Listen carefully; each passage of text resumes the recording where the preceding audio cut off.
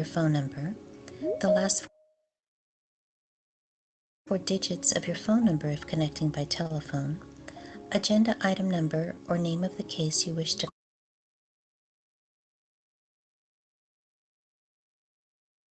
comment on, and whether you are speaking in support or in opposition to the individual named on the agenda, if applicable. To be added to the speaker list by email, please either submit a speaker card or an email with the required information to bph.speakercards@cdcr.ca.gov. The speaker card is on the board's website at cdcr.ca.gov/bph/meeting-agenda. To be added to the speaker list by phone, please call 916-267-0857 and leave a message with the required information.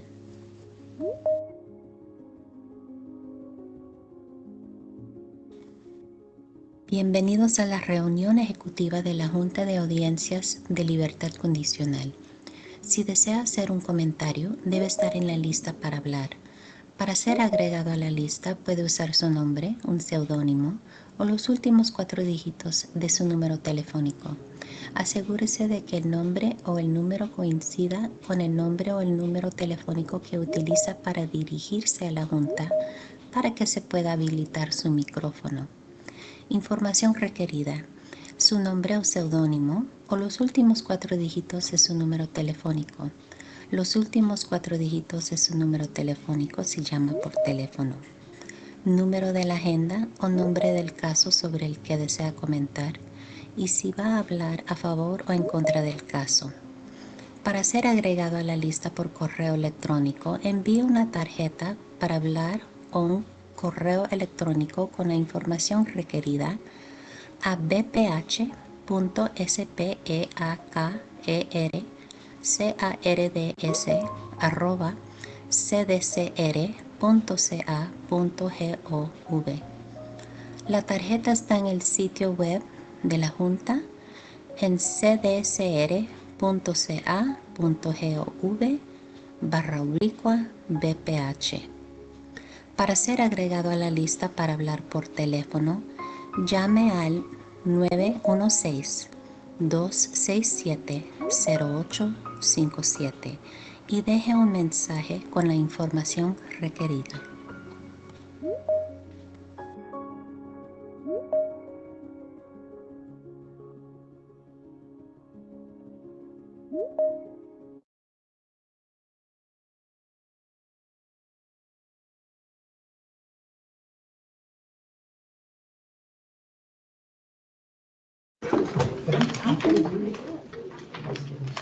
Good morning, moderator. Are we ready?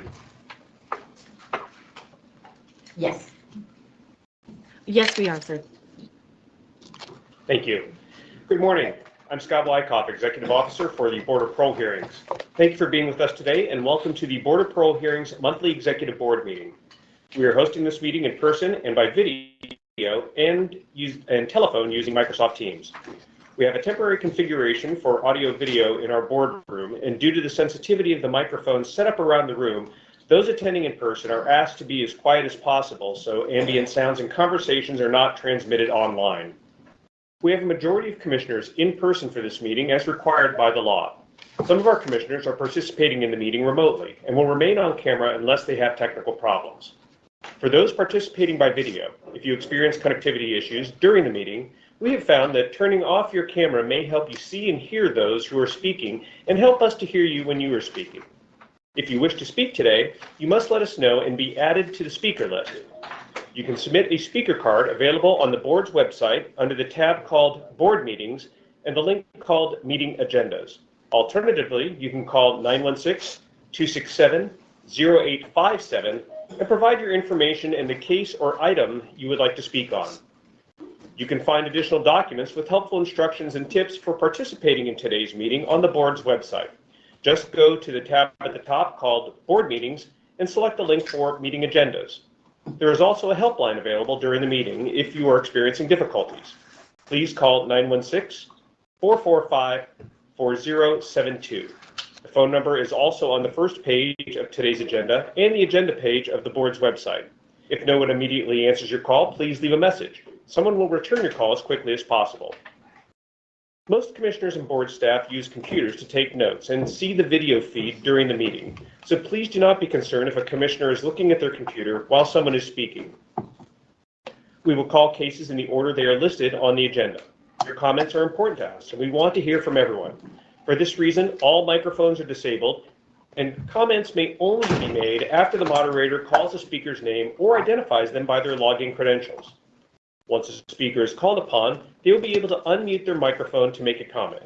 This is why it is critical to add your information to the speaker list. Please be respectful and refrain from engaging in disruptive behavior, or you may be removed from the meeting.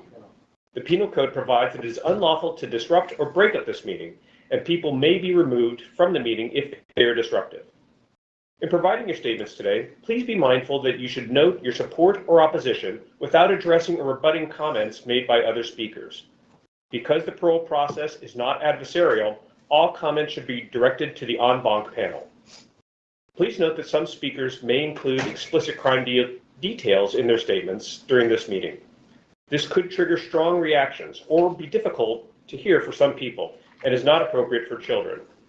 Written statements may be submitted to the email address on the agenda, and written statements are considered the same as oral comments. Today, we will first take care of some administrative matters. We will then hear general public comments regarding the board. Then we will take comments on individual cases in the order the cases appear on the agenda. All comments are limited to 2 minutes per speaker. We ask that you please be respectful of the time limits. Also, if you timely submitted a written statement to the board, the commissioners will consider it. For this reason, you are encouraged to reference your written statement and use your time today to provide additional information as needed. Once the board has heard comments on each case on the agenda, the board will go into closed session to deliberate and vote on each case. Board staff will post the decisions for today's cases within 24 hours in the lobby on the ground floor of the board's office at 1515 K Street, Sacramento, and on the board's website. I will now turn the meeting over to Commissioner Kozel. Thank you. Good morning. Today's date is April 20th, 2026. The Board of Parole Hearings Executive Board meeting is now in session. I will now call roll. The chairperson is present. Commissioner Cassidy? Present. Commissioner Chappelle?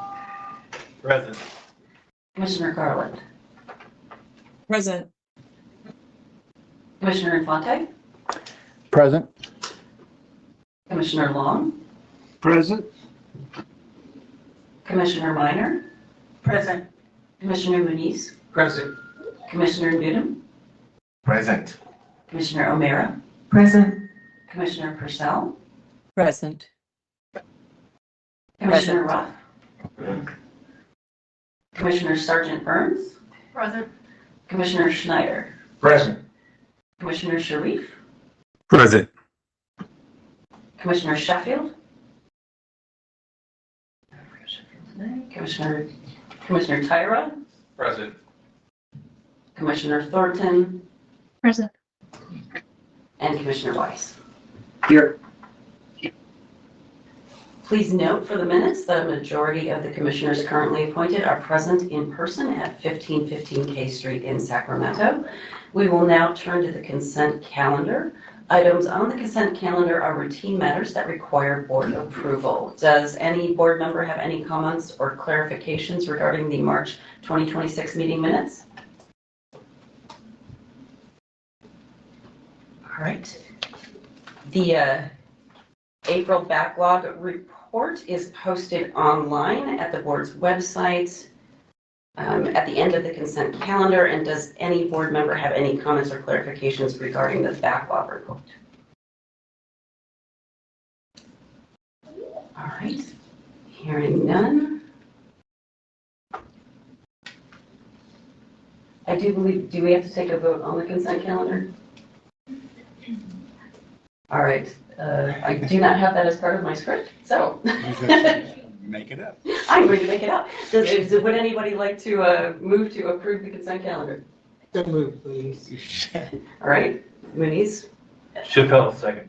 and second by Chappelle. All right. At this time, any member of the public may comment on the consent calendar, including the March minutes, April backlog report, and comments are limited to 2 minutes. Moderator, are there any comments on the consent calendar? Oh, that's why. That was very good. Any comments on the consent calendar, moderator? I have no speakers signed up to speak on the consent calendar. All right. Now we're doing the vote.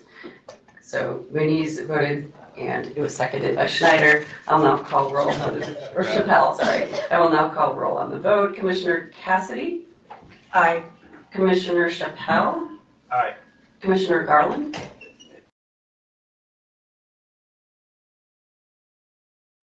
Commissioner Garland? Hear me? I said aye. Commissioner, thank you. Commissioner Infante? Aye. Commissioner Long? Aye. Commissioner Minor? Aye. Commissioner Muniz? Aye. Commissioner Newton? Aye. Commissioner O'Meara? Aye. Commissioner Purcell? Aye. Commissioner Ruff? Aye. Commissioner Sergeant Burns? Aye. Commissioner Schneider? Aye. Commissioner Sharif? Aye. Commissioner Tyra? Aye. Commissioner Thornton? Aye. And Commissioner Weiss? Yes. Chairperson votes aye, motion carries. We will now hear a report from the executive officer, Scott Wyckoff.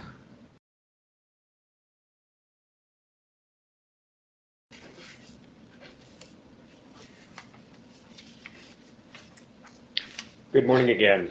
This morning, I am going to talk about the 2025 Report of Significant Events that will be published later this week.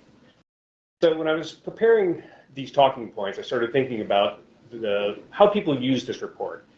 And I started thinking about when I was a lawyer and, whenever I was waiting for something, a decision from a court, and got it, the first thing I would do is turn to the end. Did I win? Did I lose? It's continued.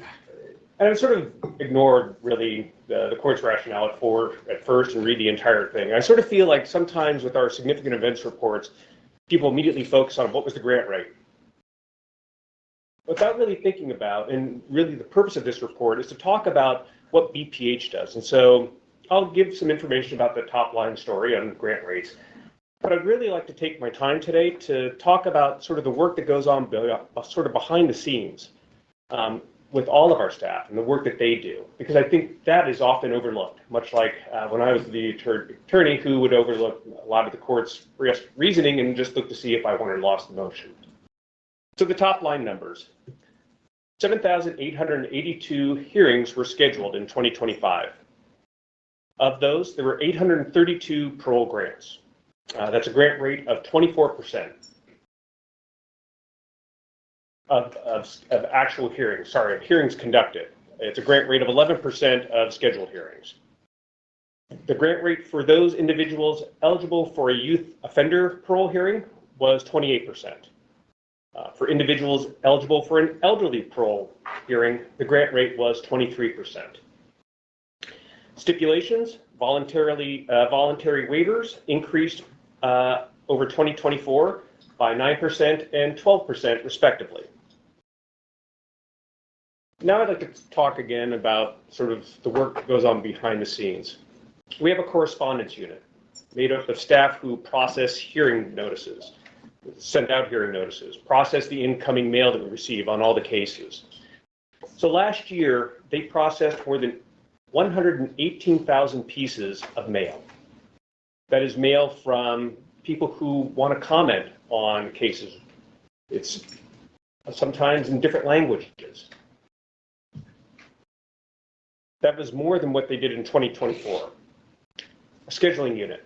So of course, they scheduled 7,882 hearings. But that's not all they do, right? And you folks know that. That's compiling master packets and 10-day packets and tabbing those to make them easier for you to review and prepare for cases. Thousands of cases that was done for last year. There's also a group of people who are responsible for auditing our transcripts. So every hearing that results in a transcript goes through some type of audit. Our Investigation and Reentry Services Division. 840 pre-parole investigations last year, more than 250 board-initiated investigations and fact findings, more than 1,100 pardon investigations completed. Our Forensic Assessment Division, 4,029 comprehensive risk assessments completed. Our deputy commissioners, we know about the work they do on hearing panels, but they have a tremendous amount of administrative work they do as well. They conducted nearly 1,900 administrative reviews. 500 petitions to advance were reviewed. More than 10,000 parole discharge reviews conducted, and several hundred offenders with mental health disorders actions. Those are certifications, renewals, and then our legal unit. They analyze the transcript of every parole grant. They analyze the transcript for every request for decision review. They filed our commutation and resentencing regulation package with the Office of Administrative Law, conducted a public hearing which, combined with the written comments, generated over 700 public comments.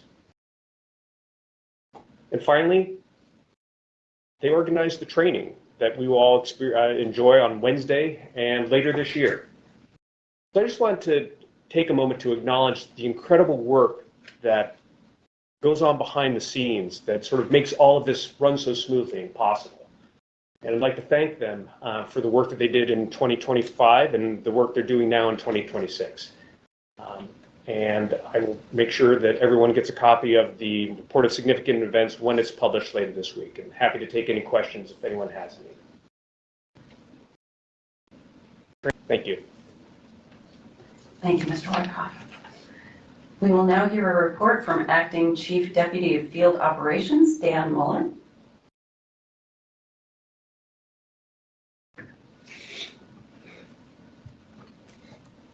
Good morning, Commissioners.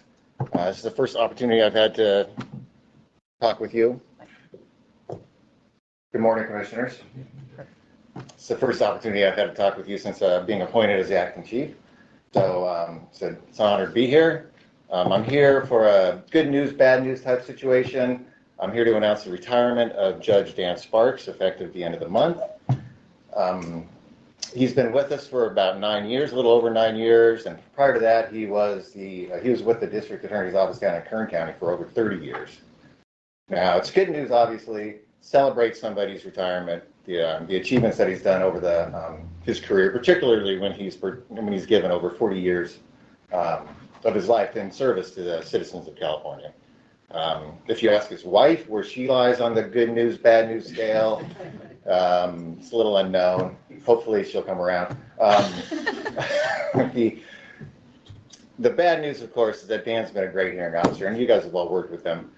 You know, he's a great hearing officer, even a better person. I do remember when we hired him back in 2017, there was some concern, which is normal for somebody who's been an advocate for so long as he had been with the DA's office, on how he would adjust to becoming a hearing officer, an arbiter of the facts. But Dan quickly put that concern to rest. Great hearing officer. He knows the laws, and he's a great writer. Really a trifecta.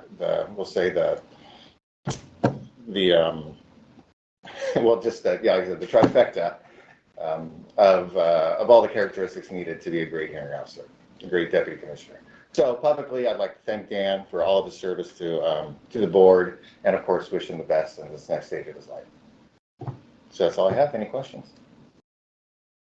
Thank you. Questions? Thank you, Mr. Muller, and I think I speak for all of the hearing officers up here when I say that Commissioner Sparks, you will be missed.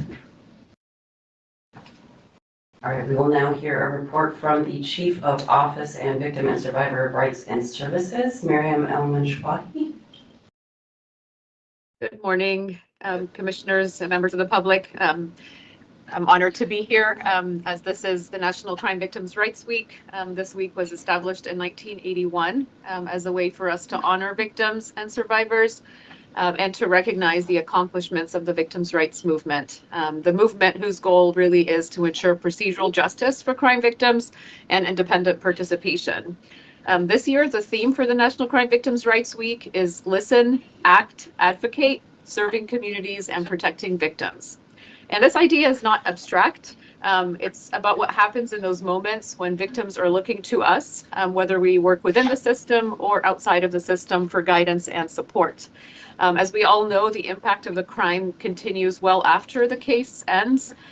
Its effects looms in homes, with families, and also across entire communities. And when victims feel unsupported, that detrimental impact grows. So each one of us can play a role in ensuring procedural justice for victims. It can be something as simple as giving clear information. It can be an understanding and appreciation that not every victim who enters the system enters on equal grounds and often face barriers that make it harder to be heard, harder to access help, and much harder to trust the system at all. So each one of us working in this post-conviction space carries a great responsibility as we are really shaping how victims experience justice at one of the most difficult moments of their lives. And often what matters most to victims, based on my own experience, as I've worked with thousands of victims, is not the outcome of the case, but whether they feel heard and respected along the way. So at this time, I would like to respectfully ask that we take a moment of silence to reflect upon, recognize, and honor all victims and survivors that are impacted by crime across California. Let us reflect upon what we can and what I know we will accomplish to meet the theme this year, to become more intentional in ensuring that each victim feels heard and respected as they engage with us during their post-conviction journey.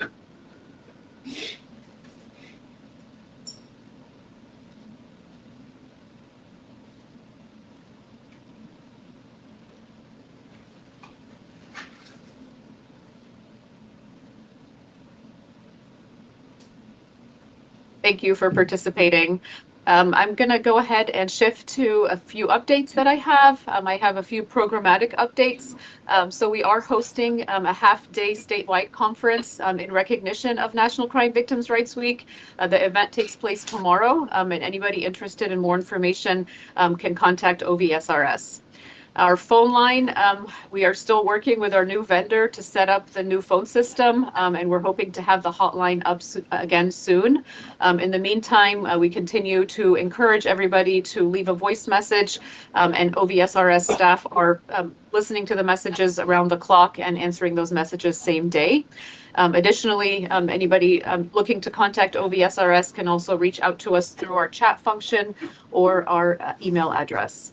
We're also working with our IT to relaunch the VPH reservation portal, and we anticipate that it'll be up hopefully in the next few weeks. And we appreciate everybody's patience as we do system upgrades and try to make the process easier, clearer, and smoother for those registering for parole hearings. I also wanted to announce that our 2026 and through 2028 Victim Offender Dialogue grant starts in July, and OVSRS is excited to announce that we have funded 5 nonprofit agencies to facilitate VODs in institutions across California. We have some programs that are returning, and we have some new programs as well, so we're really excited about the opportunity to engage in victim offender dialogues and offer it in more institutions and for more victims. I had a few outreach updates as well. So the OVSRS team presented to the Yolo County District Attorney's Office Victim Witness Team. We shared information about our services and continue to work on collaborative efforts with Yolo County, such as our Advanced Outreach Project for victim registration. OVSRS staff also attended the Day of Healing event at Mule Creek on April 11th. This event helped OVSRS staff who attended recognize that incarcerated persons come from diverse and challenging backgrounds, and they got to experience some of the rehabilitative efforts through accountability at that program. Additionally, OVSRS presented to the Victim Services Roundtable from crime survivors.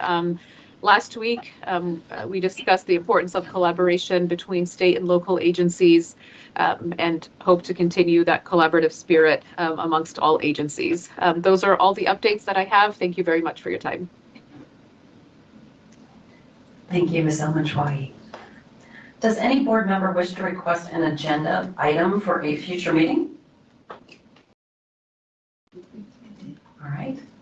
I don't see any hands and I don't hear any comments.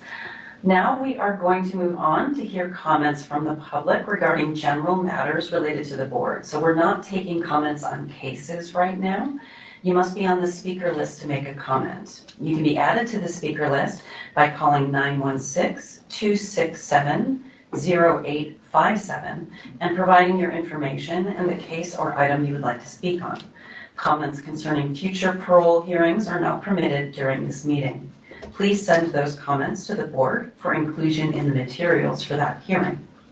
Comments are limited to 2 minutes and there is no opportunity for rebuttal.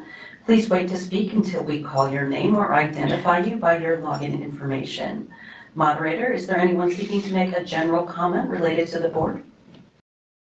Yes, Chairperson, I believe we have an in-person Vanessa Nilsson Sloan.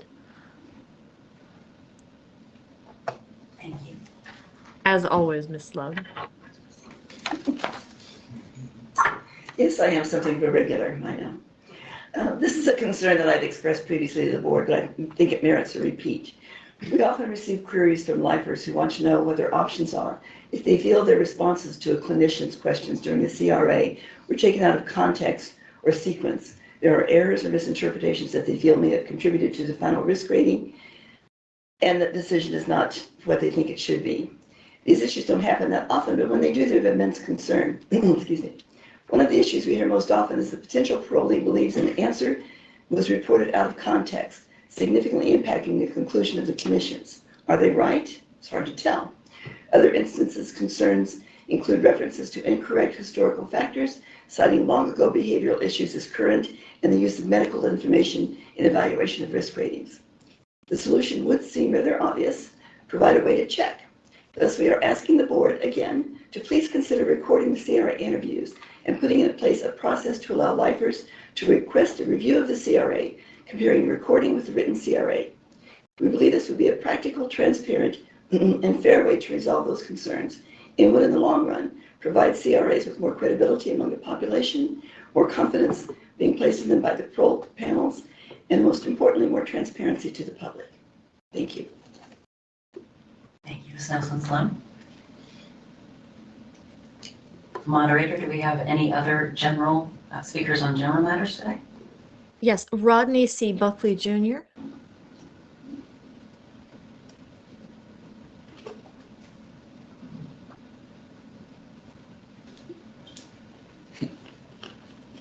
Hello, my name is Rodney Buckley.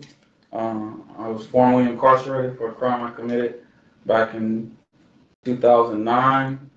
In 2024, I had my sentence commuted by Governor Gavin Newsom. I was given immediate youth offender parole board consideration, and I was denied by Commissioner Barton and Commissioner Sheffield. I utilized that time, and definitely appreciate some of the insight Commissioner Barton gave me in order to address some of the issues that I had that sent me on a path to really finding more of my authentic self. Just recently, January 14th, I believe, the Honorable Commissioner Snyder found me suitable, and 2 days after that, I was resentenced by the Honorable Judge Savage White, or excuse me, Steve White. I'm getting him and my former judge mixed up, but where he gave me immediately, or time served, immediate release, and no parole. I really appreciate you guys believing in me and taking a chance, and just like I was, trying to say before, I will not let you down. Since then, I've still been engaged in legislation. In fact, on April 30th, I will be recognized on the Assembly floor at the state capitol, and continuing doing my work. And just to let you guys know that I won't let you down, and I appreciate you for taking or believing in me. Thank you. Thank you, Mr. Buckley. Thank you. I believe the next speaker we have is Connie Lasky. Connie, your microphone has been enabled. Go ahead. Thank you, Commissioners. With the recent public concerns about the parole of sex offenders, it is past time for CDCR to develop a treatment program for this large part of the inmate population. 2 years ago at APAI, Washington State Department of Corrections provided information about their program, which not only offers, but requires completion of sex offender treatment for all inmates convicted of sex offenses. Even in recent hearings and comprehensive risk assessments, inmates have acknowledged that the stigma of attending such programs has lessened in the prison setting and that inmates are actively seeking out groups to address their sex offending. Unfortunately, CDCR still does not offer any groups, so the inmates are forced to create their own study groups using Road to Freedom and other books, which is not how those books were intended to be used and is not sufficient to address paraphilic disorders. If CDCR is unable or unwilling to provide this treatment, which is absolutely necessary to protect public safety, then the law that prevents indeterminately sentenced inmates from being considered for treatment through the sexually violent predator process needs to be changed immediately. Thank you. Thank you, Chairperson. I have no more speakers signed up. All right, thank you, moderator. I will now call roll for the commissioners participating in public comment, deliberations, and voting on the cases on today's agenda. All other commissioners are excused. Chairperson is present. Commissioner Cassidy? Present. Commissioner Chappelle? Present. Present. Commissioner Minor? Present. Commissioner Muniz? Present. Commissioner Dudum? Present. Commissioner O'Meara? Commissioner Ruff? Present. Commissioner Sergeant Burns? Present. Commissioner Schneider? Present. Commissioner Sheffield?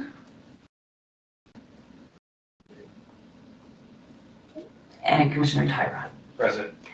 Please note for the minutes that a majority of the commissioners currently appointed are present in person. So we will now hear comments regarding cases on today's agenda.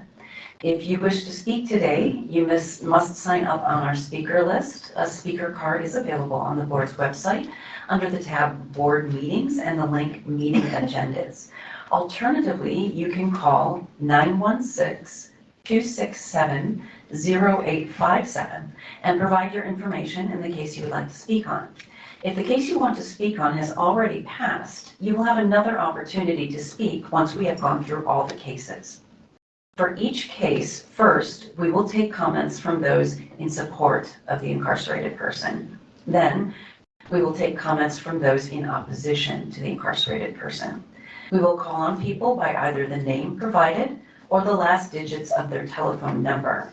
We will enable the person's microphone so they can unmute and provide their comment. Your 2 minutes will begin when you start to speak. Comments are limited to those 2 minutes. There is no rebuttal. If you are speaking, please do try to eliminate any background noise. All right, so our first case, please note that under the Penal Code, public comment is not permitted for item 10. That's Steve Lebo BJ 7340 because it is a tie vote.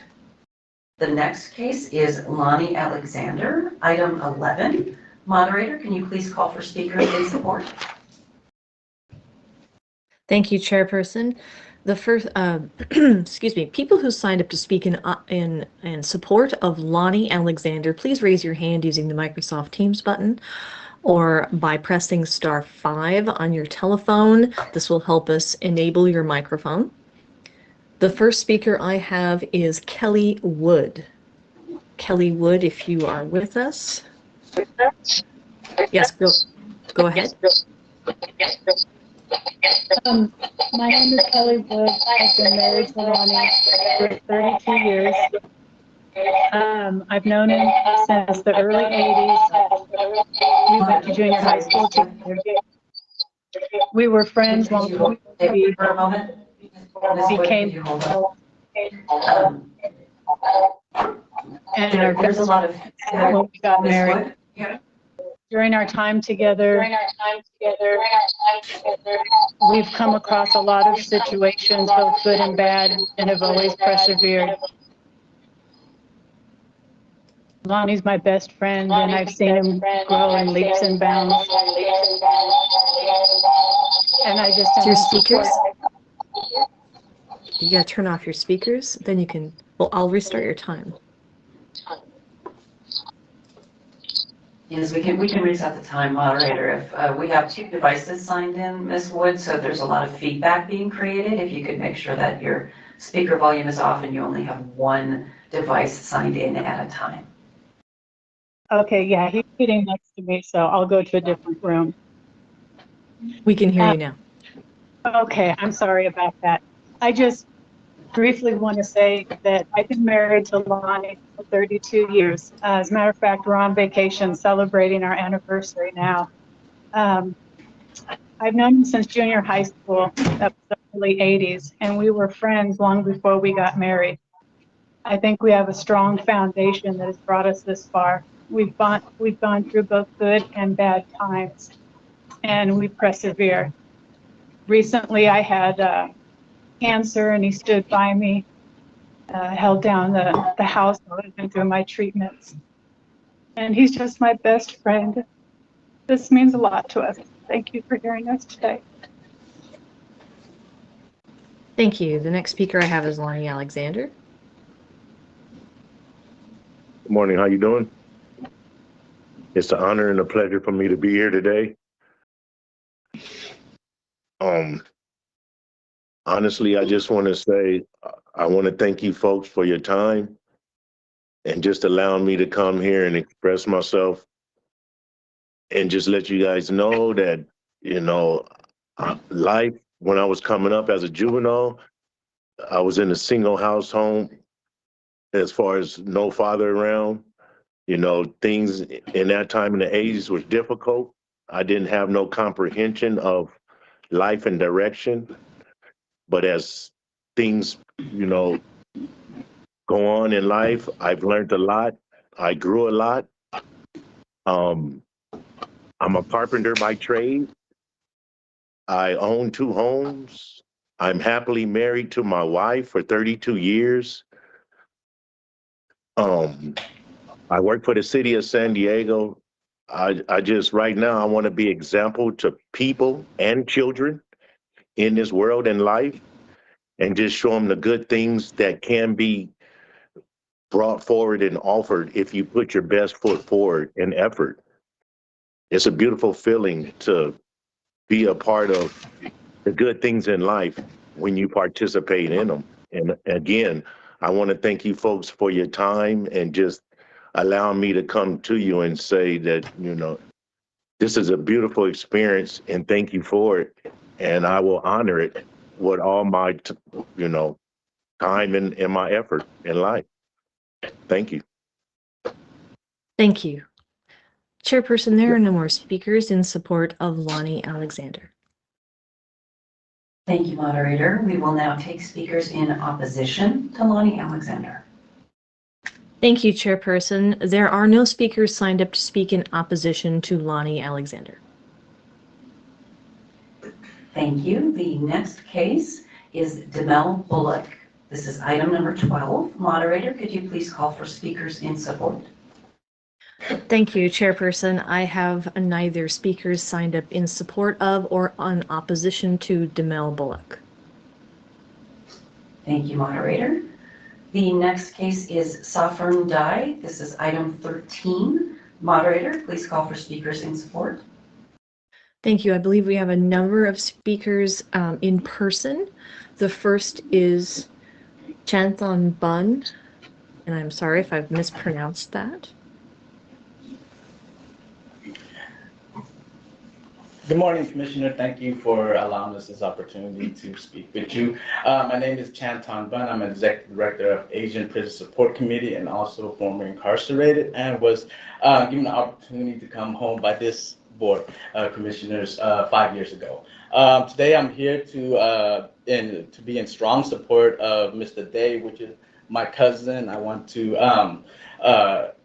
ask that this commissioner pass his pardon to the governor. A little bit about Mr. Day. I grew up with him all my life. Mr. Day and I and our whole family are survivors of the Cambodian genocide, where we lost a lot of family members. And I'm here today to ask you to keep our families together because my cousin is facing immigration consequences.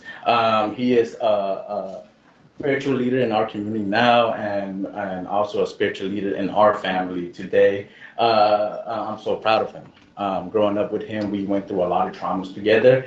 Coming home 5 years ago, my family told me years ahead that your older cousin have joined the temple and become a lifelong monk. And with this also empower me to also find my spiritual ways in our beliefs. Today, I hope that the commissioner sees the work that he's done in our community, in our family, and support him and our family to keep us together. Thank you. Thank you, Mr. Bond. Thank you. The next speaker is Ananthan Panthong.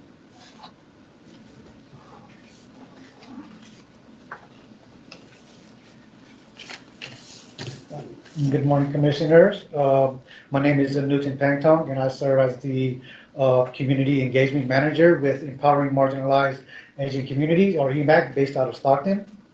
I stand before you today, not just as an advocate, but as someone who has witnessed firsthand what transformation, accountability, and healing can look like in a human being. I am here in strong support of the Venerable SOPHORN Dai, and I respectfully urge you to grant him an opportunity for pardon. I have known the Venerable SOPHORN for the past 3 years. From the very first time I met him, he has consistently shown himself to be deeply rooted in community, compassion, and service.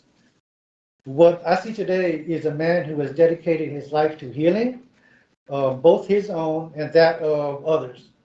At the Temple Wat Dhammaradang in Stockton, the biggest Cambodian temple in California, he serves as a Buddhist monk, offering spiritual guidance, cultural grounding, and a sense of peace to many who are navigating trauma, displacement, and hardship. In the time that I've known him, he has shown up for community again and again. He has joined EMAC as a social justice panelist, sharing wisdom rooted in lived experience. He has opened our events with cultural and ceremonial blessings, helping create spaces of reflection and healing. For many Southeast Asian refugees and families in Stockton, especially those impacted by immigration and incarceration, spaces of healing is rare. A pardon would not erase the past, but it would recognize the profound work that he has done to transform his life and uplift others. I respectfully ask that you see Venerable SOPHORN Dai for who he is today, a man of peace, a community leader, and a living example of rehabilitation. Thank you. Thank you. The next speaker is Jose Hernandez.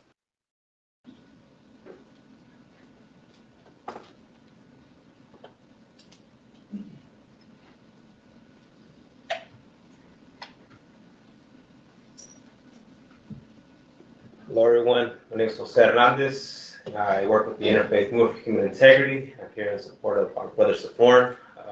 Though I am a Christian based. I want to say that throughout my time of knowing SOPHORN, I would say that I've learned a lot from him. Throughout the struggles that he has faced, the challenges and this transformation, I want to say that he is a role model to me, and I know he's a role model to our community. And overall, I can say that he has been such a wonderful person. He has always been welcoming to me and our communities. I remember sharing a space in his temple where we were all there, basically sharing sharing the space as well, within all other directly impacted folks, and he was able to basically connect with us directly impacted folks that had faced the hardships of being separated from their loved ones. And so I could say that he is somebody that is needed in our community, and we want to see him to continue being in our community, so he could be somebody that could continue to heal those that are basically going through through struggles. And I want to say that, if you guys could please pass down this pardon to the governor, And yeah, just basically for us, he means a lot to in our community. And with that being said, I just want to thank you all for your time and may blessings be upon you, and may he get this opportunity to stay with us in our community and his family. So blessings. Thank you. Thank you, Mr. Hernandez. Thank you. The next speaker is Deborah Lee.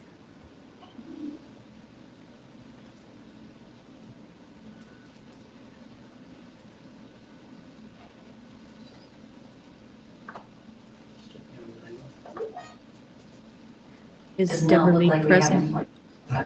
No, I don't think so. We'll circle back to her. Elijah Chung. Elijah, there we go. Yes. Good morning, Chairperson and the Commissioners. My name is Elijah Chung, Executive Director of New Light Wellness, serving Southeast Asian families impacted by incarceration and deportation. In our work of advocacy, we also understand that mental health and wellness must go hand in hand, supporting our community members. Our community members, like Venerable Monk SOPHORN D, are survivors of genocide and refugee camps and the U.S. resettlement. We arrived in this country in the 80s and 90s, needing culturally relevant and mental health support services with language access, and there was a lack of that. Many of our folks are survivors of trauma, the 1.5 generation, and they were the most vulnerable to the school to prison pipeline. Our community members, like Monk SOPHORN, served his time to society, does not deserve to be double punished and separated by his family or from his family. Monk SOPHORN has made mistakes in his past, but has changed his life for the better, and has dedicated his life to serve the community in Stockton in Northern California. Stockton, as you've heard, is one of the largest Cambodian communities in Northern California. The Buddhist temple itself is a beacon of hope and refuge for our collective communities. This is the time of Cambodian New Year, so happy Cambodian New Year. Stockton is the hub, the beacon that most places like folks from Modesto, Fresno, Oakland, California go to as our Mecca, as our place to celebrate and to preserve our culture and to pass down these traditions and rituals to our next generation. So Monk SOPHORN D is one of those leaders that do that for us. He's an integral part of our ecosystem, and he is not a threat to society. In contrast, he brings safety and hope in a time that we need unity and solidarity. Thank you. Thank you, Mr. Chung. Thank you. I have Danny as the next speaker.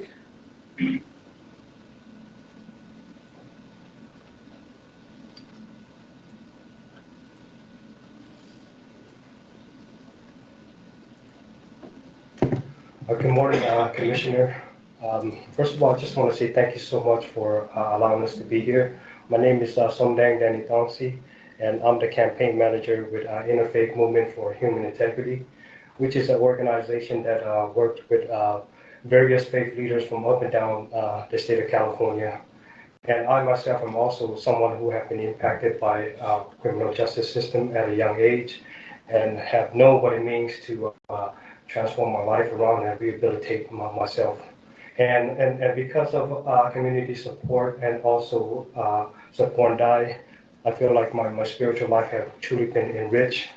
Although I'm a Christian, I'm a born-again Christian, but culturally I grew up Buddhist, and I can attest that being a Buddhist monk is not an easy task, especially one dedicating themselves to a life of servitude. And this is what I see with SOPHORN D.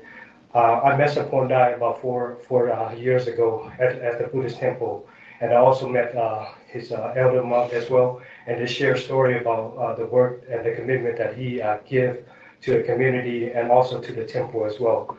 And day in and day out, that's what SOPHORN does. He pretty much serve our community and serve the temple as well. As you can see that he's here with our elders monk, and just want to show our appreciation to him, and also just want to request that the board would grant this support of a pardon for SOPHORN D so that it will move forward to the governor's office. Thank you so much. Thank you. Thank you. The next speaker is Canley Soet Pitch or Pick.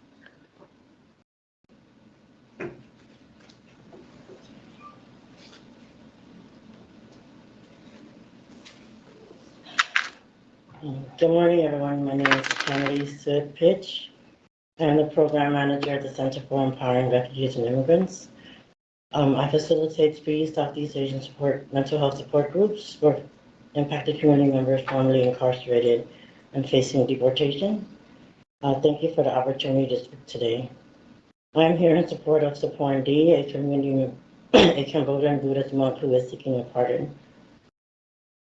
Granting him a pardon is not only an act of justice, but also one of compassion, cultural understanding, and community healing. In the Cambodian community, Buddhist monks hold a deeply respected and sacred role. They are spiritual leaders, teachers, and guides. They help preserve traditions, provide moral directions, and support individuals and families through life's most difficult moments. For many, monks are the heart of the community. When a monk is removed from that role, the impact extends far beyond one individual. It affects an entire community that relies on their presence, their spiritual grounding, cultural connection, and healing, especially for refugee families who have already endured so much loss and displacement. A pardon is more than forgiveness. It is a recognition of growth, accountability, and the potential to continue service. It allows who has dedicated his life to others to return to the path and continue giving back into the meaningful way. This is also about equality and understanding. Many of the Cambodian communities come from histories shaped by war, trauma, and resettlement. Compassionate decisions like this acknowledge those realities and help bridge gaps between systems and community. Granting this pardon would not only restore his ability to serve, but it would also restore a sense of wholeness to a community that values healing, faith, and second chances. I respectfully ask that you consider the broader impact of this decision, not just for SOPHORN, but to the many lives he will continue to uplift. Thank you for your time. Thank you, Ms. Thank you. Oravich. The next speaker I have is Tith Koog or Koog.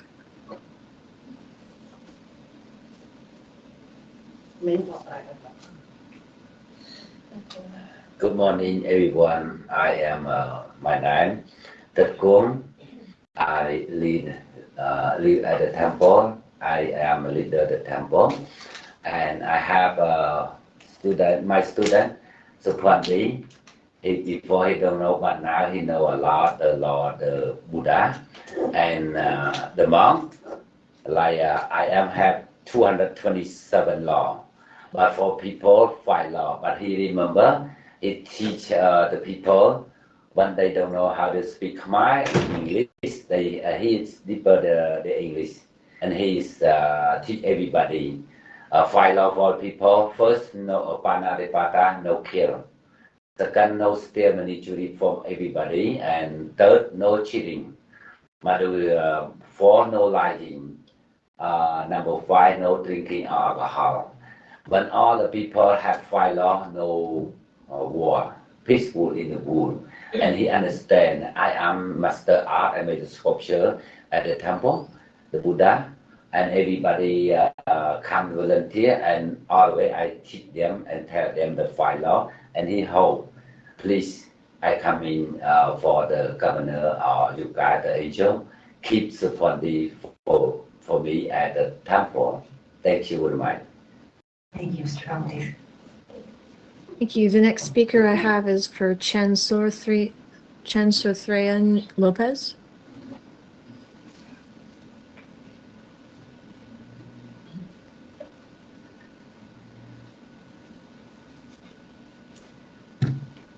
My name is Chan Sorthrayan Lopez, Executive Director of Cambodian Community Development Inc. in San Francisco. I have been serving the Cambodian community in San Francisco and the Bay Area for 24 years since 2002. As a survivor of genocide and many other in similar situations, include those in the first and second generation, we need assistance and support to navigate daily life in America. Our organization collaborates with Buddhist Temple in San Francisco and the Bay Area to provide emotional support, serving and basic needs, support to families, senior and adult disability within our community. The 54 years old a Venerable Sapondai, currently reside at Damara Buddhist Temple, Stockton, California. Venerable Sapon has served prison time due to a crime he committed when he was young. After serving his sentence, he spent years in prison and became a good citizen. He worked for a living, then married and started a family. Alongside his job, he volunteered at the Buddhist temple, later on became a Buddhist monk. As a Buddhist monk, he teaches Buddhist philosophy and offers compassionate care to families in need, providing cultural healing support through funeral services, wedding ceremony, home visit, and hospital visit to individuals struggling with mental and physical health issues in San Joaquin County and the Bay Area in California. Although nobody is perfect, Venerable Sapon has taken responsibility for his past action and involved into responsible citizen. We respectfully ask Governor Newsom to grant his pardon, allow him to remain in the U.S. with his family and continue his Buddhist monk work to serving the Cambodian community and teach all generations to become a good citizen and providing religious service and cultural healing support to Cambodian family for years to come. Thank you so much. Thank you, Ms. Lopez. Thank you. The next speaker is Somdeng Thongsi.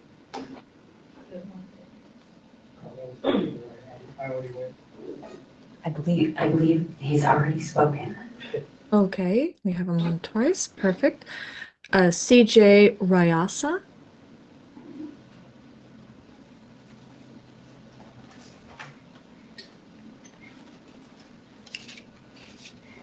Good morning, guys. I'm CJ. I'm from Stockton, coming with empowering marginalized Asian communities.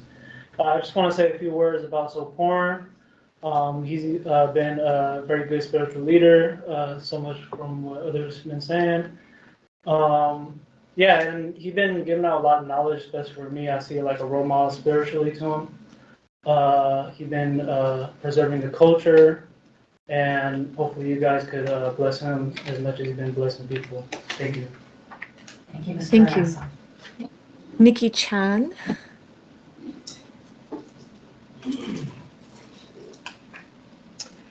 Hi, everyone.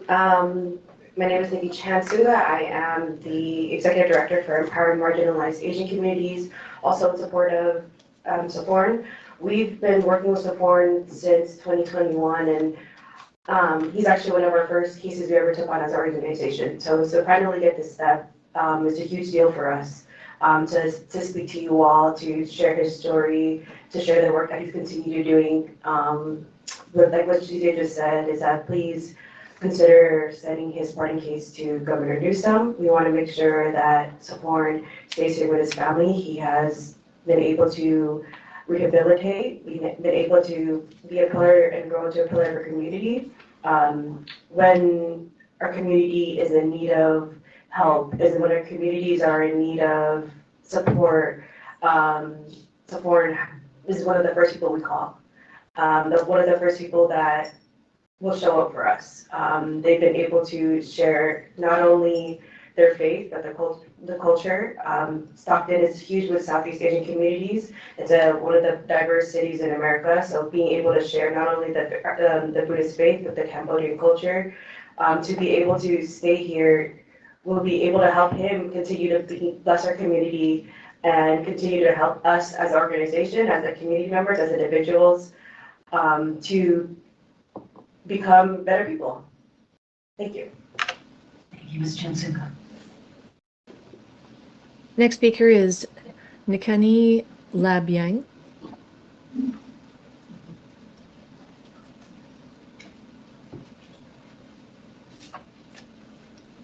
Good morning, Commissioners. My name is Goia Yang. Thank you, moderator, for trying. I'm the director for Cal Defense. We are an organization that works with Southeast Asian refugees with old convictions that are impacted by deportation. And our goal is really to find relief so that our communities are not ripped apart and have to face permanent separation. You know, I mean, I feel like I don't have to say this, but the reality is that our world is on fire and our communities have been under attack, right? We see a lot of public assistance cuts, folks losing their jobs and all of that. And you've heard previous speakers talk about what SOPHORN, the Venerable SOPHORN D, has been able to do with our communities. He is a place of refuge for our communities who are seeking a place of belonging, a place of someone listening to them, a place where they can find faith in creating community here in America, here in their own home. And that's what the Venerable SOPHORN D does for our communities. And so I'm here to say, please, please, please support his pardon so that we can see it to the governor's desk and that we can get the governor's support to ensure that Venerable SOPHORN D continues to stay here and continue to be an agent of creating a safe community full of love and kindness for all of us here, not just in Stockton, Northern California, but in our country. Thank you. Thank you, Ms. Yang. Thank you. The next speaker is Moragot Sut Samoon.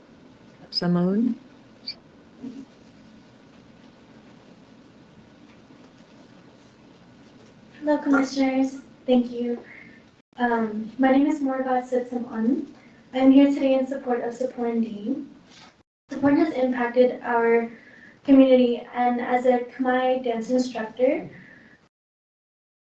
working closely with youth, I see firsthand how our community depends on strong cultural and spiritual leaders. His presence is deeply meaningful, and his absence would affect our community heavily. The work I do is centered around preserving our culture and passing it down to the next generation. But that work does not exist alone.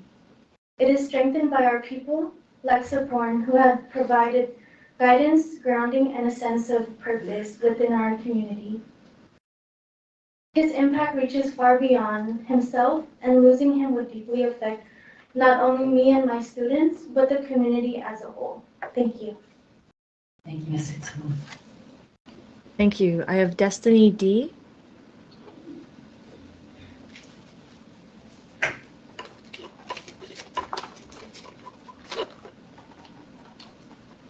Good morning, Commissioners. My name is Destiny D, and I am speaking in strong support of my father, SOPHORN D. My father is living proof that change is very much possible. He now lives his life as a Buddhist monk and devotes himself every day to his Buddhist practices.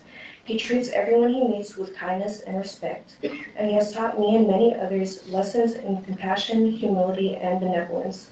I'm very grateful to call him my father. Growing up, my father was a single dad, and he raised me on his own. He may have had his struggles like any other single parent would, but he always made ends meet. He tried his very best to give me the best life he could, and I'll always be thankful to him for showing me the true meaning of a father's love. Aside from being a wonderful father, he devotes his life to being a Buddhist monk, and I'm so proud of him for how far he's come. He is committed to living his everyday life in prayer and meditation. He teaches me and others to live with compassion, to let go of anger, and to find peace in one's struggles through spirituality and service. My father has made it clear that he has chosen a righteous path of discipline, peace, and spirituality. Many people see him as a role model, and I'm proud to say I'm one of those people. I respectfully ask that my father be pardoned because he is not only a role model and spiritual leader that is loved by his community, but he is also my leader, my teacher, my protector, and my rock. My father is living proof that change is indeed possible and that people can rebuild their lives in meaningful ways. He deserves to continue living the life he worked so hard to build, surrounded by the family and community who love and need him. Thank you. Thank you, Ms. trustee.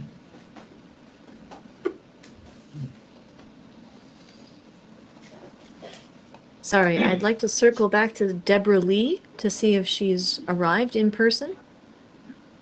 Yes. Yes, I do see her, moderator. She's approaching. Perfect. Yes. Good morning. My name is Reverend Deborah Lee, and I'm the Executive Director of the Interfaith Movement for Human Integrity. We're a statewide organization that unites over 300 faith communities across the state to stand for immigrant justice and to stand with families who are impacted by immigration and by the carceral system. We know that everyone has a backstory, everyone has a context, and we have a shared common humanity. All of us are capable of making mistakes, and all of us are capable of change and redemption and transformation. And we stand by that principle. And I have had the honor to know Brother Monk SOPHORN for the last 4 years, and to be a witness to his transformation, to be a witness to his story. He has hosted our interfaith community on many occasions at the Cambodian temple to educate faith leaders, to share with people about his story of transformation. So he has an important witness to be able to continue to share. I hope that you will see that story in him. That story that we all carry that possibility in ourselves as well. That Cambodian temple in Stockton is one of the most key institutions in the community. If you look up on the City of Stockton's website, that is one of the few places you can go to visit. It's like a tourist attraction. There are very few monks who serve that community. I think it's like 4 or 5, and the elder monks are here. They have I encourage you to go, but this is not a commercial for them. But it's just to say how critical his role is, and how critical that temple is for the story of refugees in the United States and here in California. And I think it is an honor that someone who has lived all the things that Brother SOPHORN has lived through is serving there as an example to the young people of transformation that's possible. So on behalf of our interfaith community, he's spoken to many of us and many of our leaders who could not be here today, but they wanted me to express. Please conclude your statement. Thank you. Their support for him. Thank you. Thank you, Ms. Lee. We have 3 people joining by phone. If you need to unmute yourself by phone, press *6. The first is Lirkana Chong. Go ahead, your 2 minutes starts when you begin to speak. Press *6 to unmute yourself, or unmute yourself through Teams.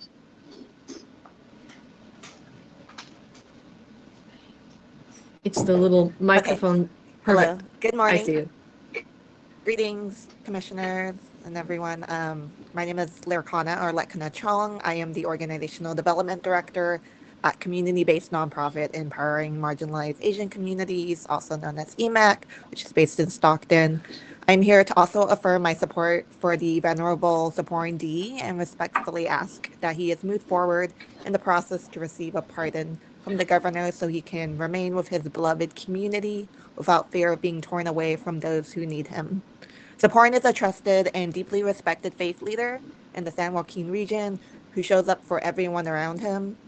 I have had the pleasure of witnessing SOPHORN's spiritual leadership and guidance when he, along with 2 of his fellow Buddhist monks, opened a community town hall with a blessing ceremony in which they contributed to creating a safe space for our community members to engage in dialogue about how to come up with community-led solutions to violence. SOPHORN has performed these acts of service to the benefit of his community for the past decade. He is someone of great integrity and commitment, and he deserves to stay in the only place he calls home. Thank you. Thank you. The next is Setha Vet.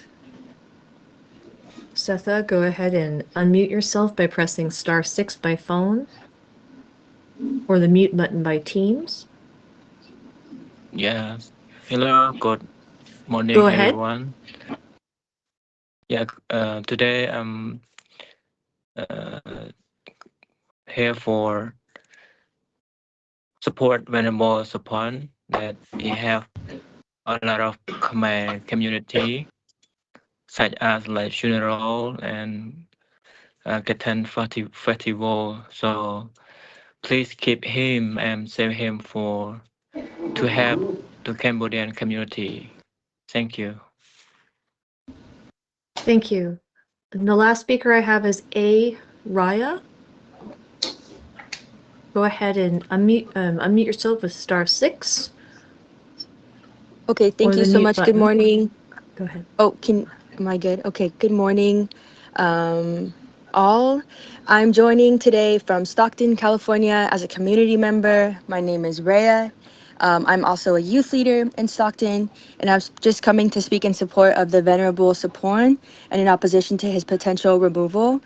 Just like other religious leaders across our nation and our world, SOPHORN is a pillar in his community, in our community. I strongly believe that removing SOPHORN to his native country, where he hasn't lived in since he was a child, would not only cause cruel and unnecessary stress for SOPHORN, but it will also cause distress for his entire community and family, who many within rely on him. The very tenets of SOPHORN's religion, which such as peace, loving kindness, and acceptance, are all especially important and relevant to not only the Southeast Asian communities that live among SOPHORN, those who are direct descendants or survivors themselves of genocide, but also throughout Stockton in general, which is a place that suffers from, an epidemic of violence, and also environmental stressors like high rates of asthma and the like. I don't think that removing SOPHORN will feel like justice for anyone, and at a time where justice feels less and less protected and tangible, I hope that SOPHORN's eventual pardon will serve as a breath of fresh air for all of us in our communities who are fighting for justice and are most vulnerable to its erosion. Thank you so much. And I also want to say that even as a Latino devout Catholic, I still recognize and respect and honor SOPHORN's positionality within our community. Thank you so much for your time. Thank you. And Chairperson, there appear to be no more speakers in support of SOPHORN D. All right, moderator, we will now take speakers in opposition to SOPHORN D. Thank you, Chairperson. We have a single speaker, Michael Milano. You are with us. Your microphone is enabled. Go ahead. Your 2 minutes starts when you begin to speak.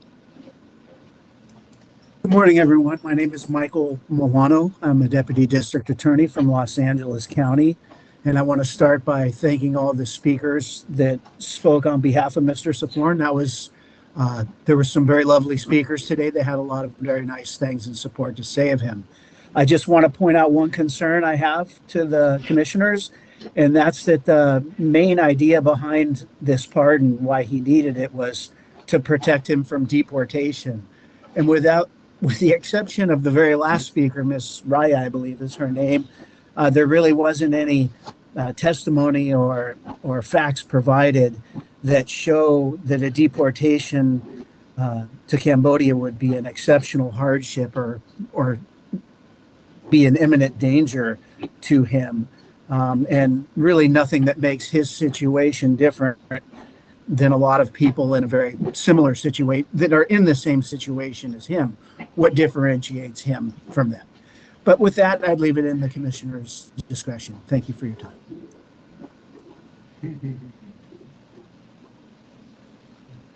Thank you, Chairperson. There are no more speakers for SOPHORN D.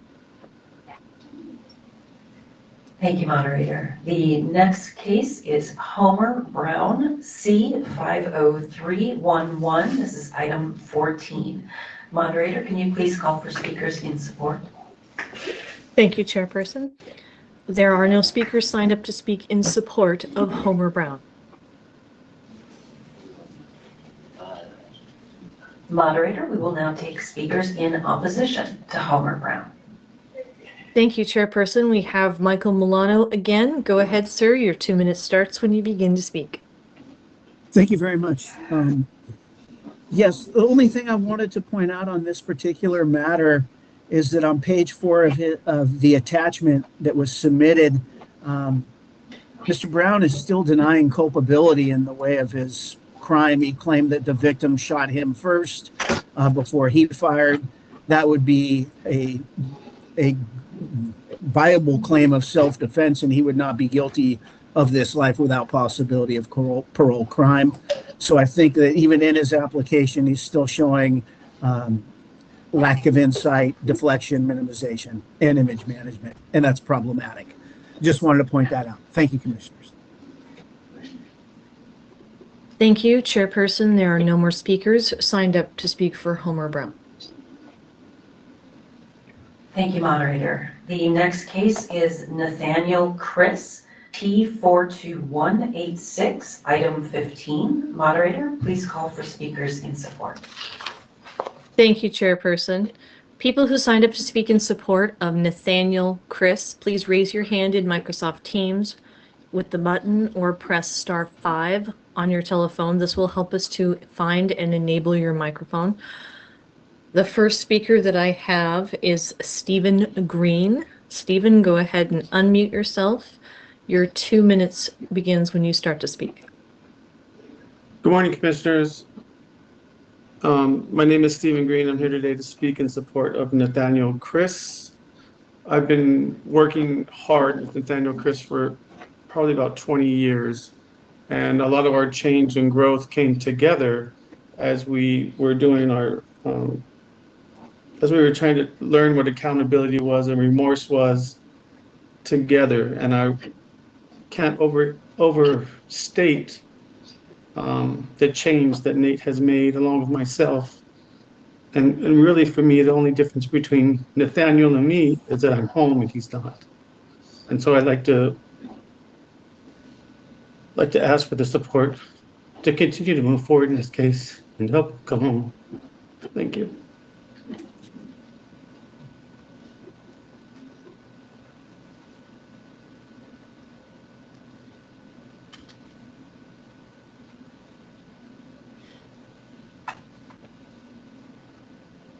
Thank you, moderator. I can't hear you. Are you on mute?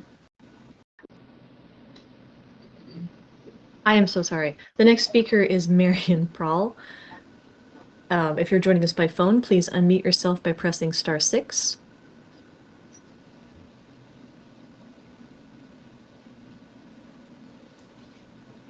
I see that we have enabled your microphone. Marion, go ahead and press *6 to unmute yourself.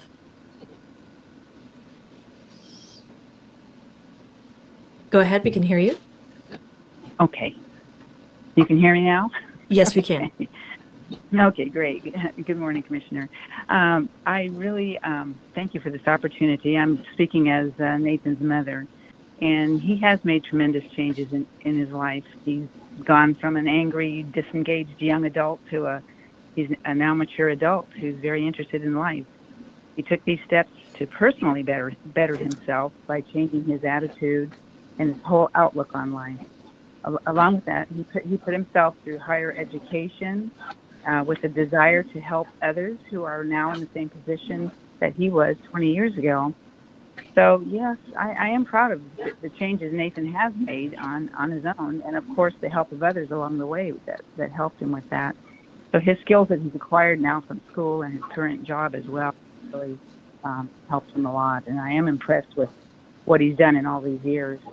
And he didn't waste his time, that's for sure. And all of this together, I think, has greatly influenced his way of thinking.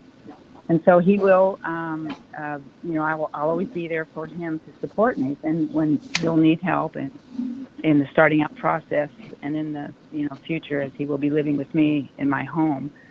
But more than that, he's quite motivated though to begin living his career that he has worked hard to achieve at this point. Though I want to say that he does have uncles and he's got sisters and brothers who are also interested in his well-being and his future accomplishments. So I thank you for this opportunity to speak today. Thank you.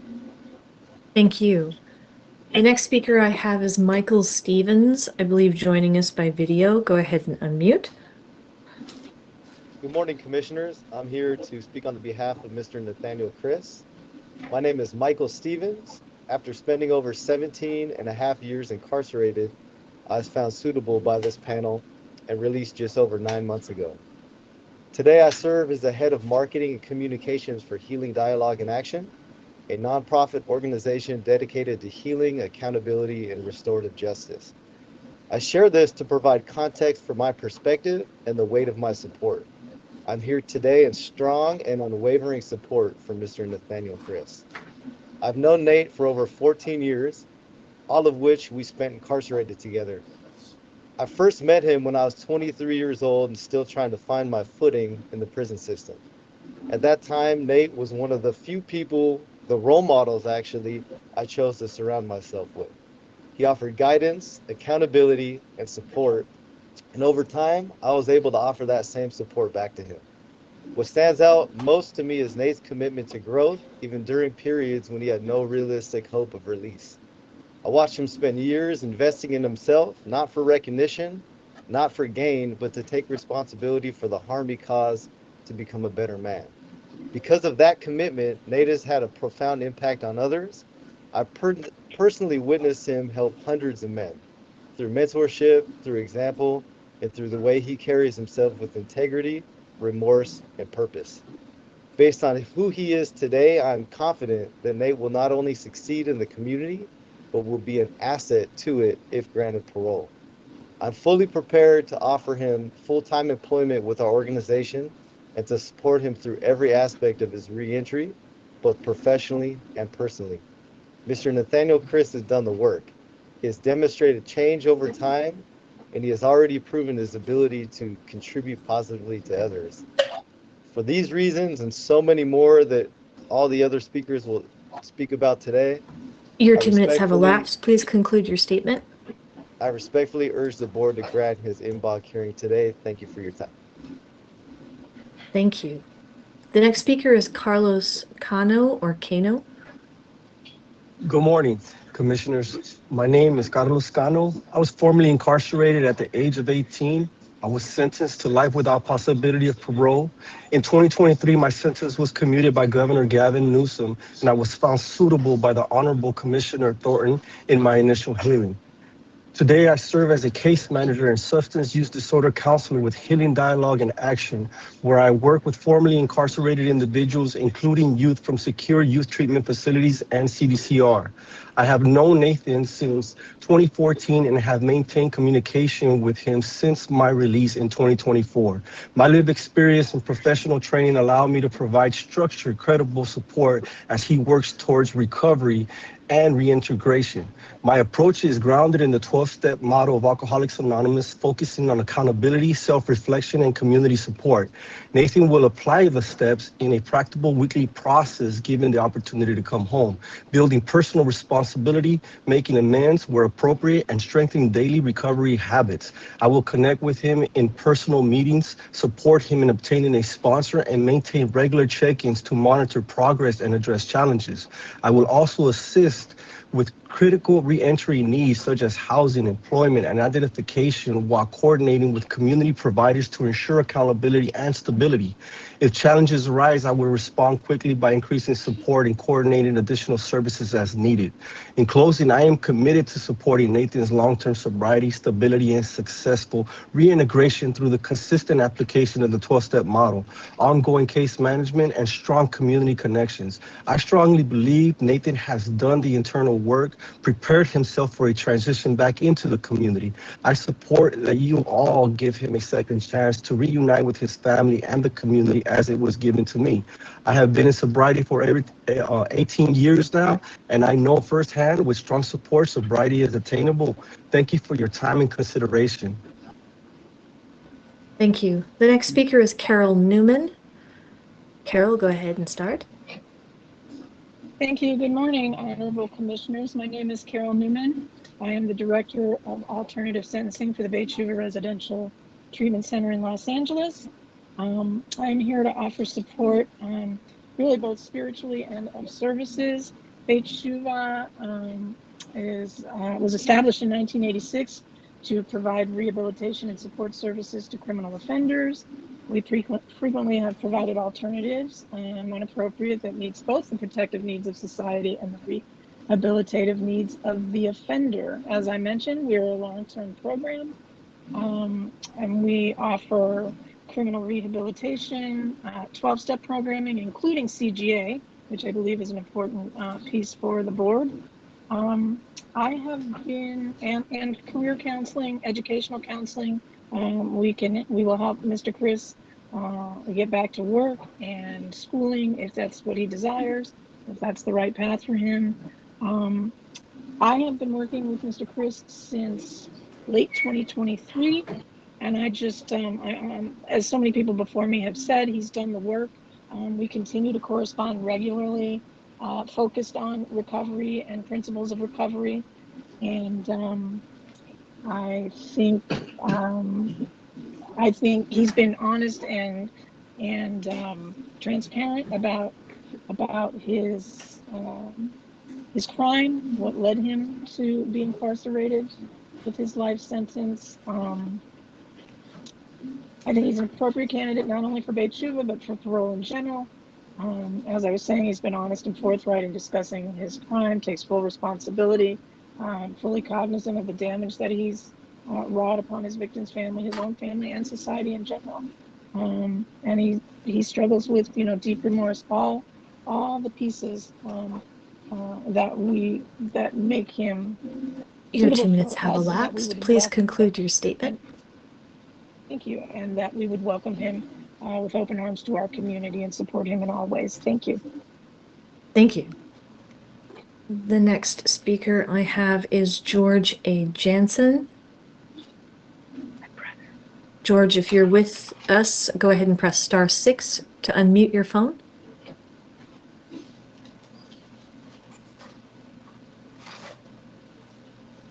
George, are you with us? We cannot hear you if you're speaking.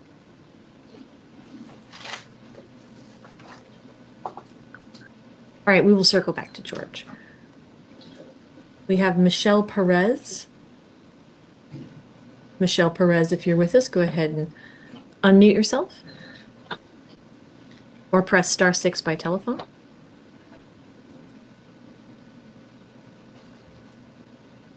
We will circle back to Michelle.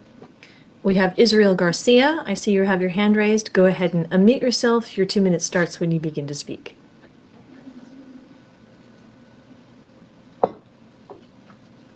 Israel Garcia, you're showing as muted. You're going to hit the little microphone icon up at the top of the Teams page by the red leave button. There's a little microphone icon. If you click that, it should unmute you.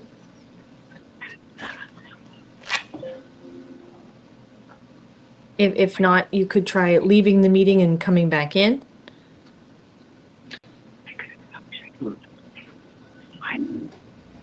All right, we'd like to circle back one more time for George A. Jansen. Press *6 to unmute your phone.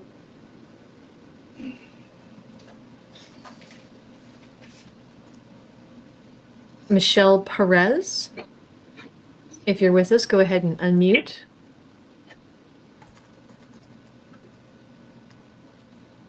I'm just waiting to see if Israel Garcia will rejoin the meeting.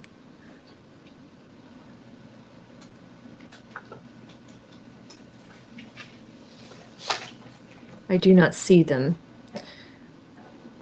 At this time, Chairperson, there appear to be no more speakers in support of Nathaniel Chris. Thank you, moderator. We'll now take speakers in opposition to Nathaniel Chris. Thank you, Chairperson. We have one, Linda Dunn for Riverside County. Go ahead and unmute yourself. Your 2 minutes starts when you begin to speak.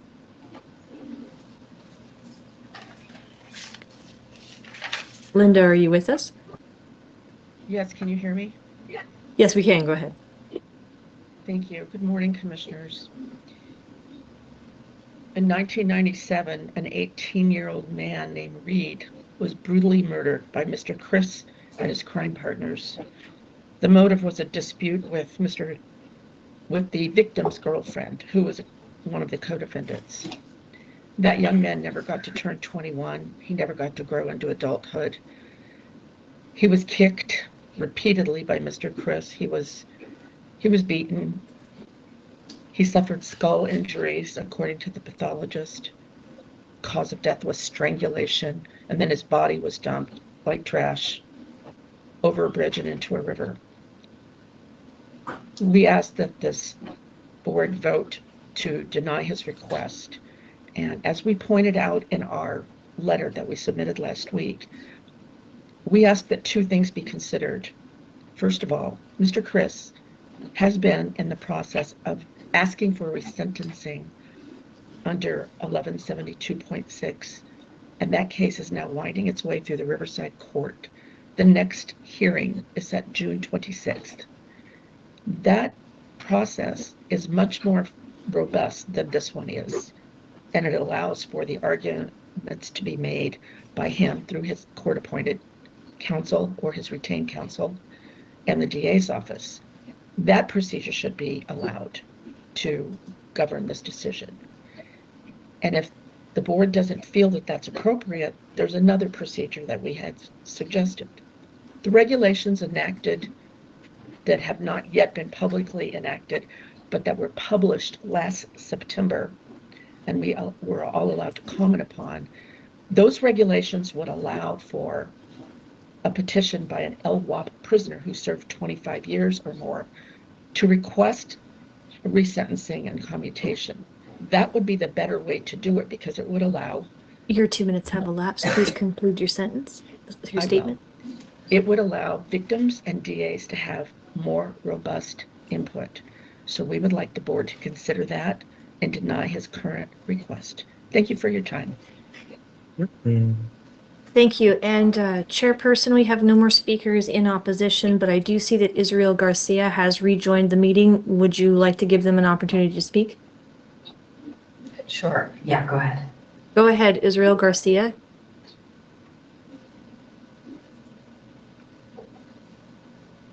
Israel Garcia, if you're speaking, we cannot hear you. I can see that you're unmuted. I'm unmuted. You can hear me? Yes, we can. Go ahead. Oh, okay. Awesome. Thank you for the opportunity. I'm sorry about that earlier. Good morning, and thank you for this chance to speak today. My name is Israel Garcia, and I serve as the Executive Director of Defy Ventures Northern California. I am also formerly incarcerated, was found suitable by the Board of Parole hearings, and was paroled in March of 2020. I'm speaking today in support of Nathaniel Chris's commutation being confirmed. I first met Nate in 2017 when we were both accepted into the Occupational Mentor Certification Program at Valley State Prison. And during our time together in that program, we both experienced significant growth and maturity that helped shape who we are today. When I met Nate, he had already begun the work of change, but during our time together, I watched him deepen that commitment. He challenged himself to confront and understand the harm he has caused and fully leaned into the difficult work of accountability, healing, and transformation. Nate and I grew close during that time and became good friends. What I witnessed was not someone trying to simply say the right things, but someone genuinely committed to becoming better. He took responsibility for his past and worked consistently to become someone who could give back rather than take away. What stood out most about Nate was his sincerity. His growth was real, and it showed in how he carried himself, how he supported others, and how seriously he took the responsibility of helping people around him heal as well. I know what transformation looks like because I have lived that journey myself, and I can say without hesitation that Nate is not the same person he was when he entered prison.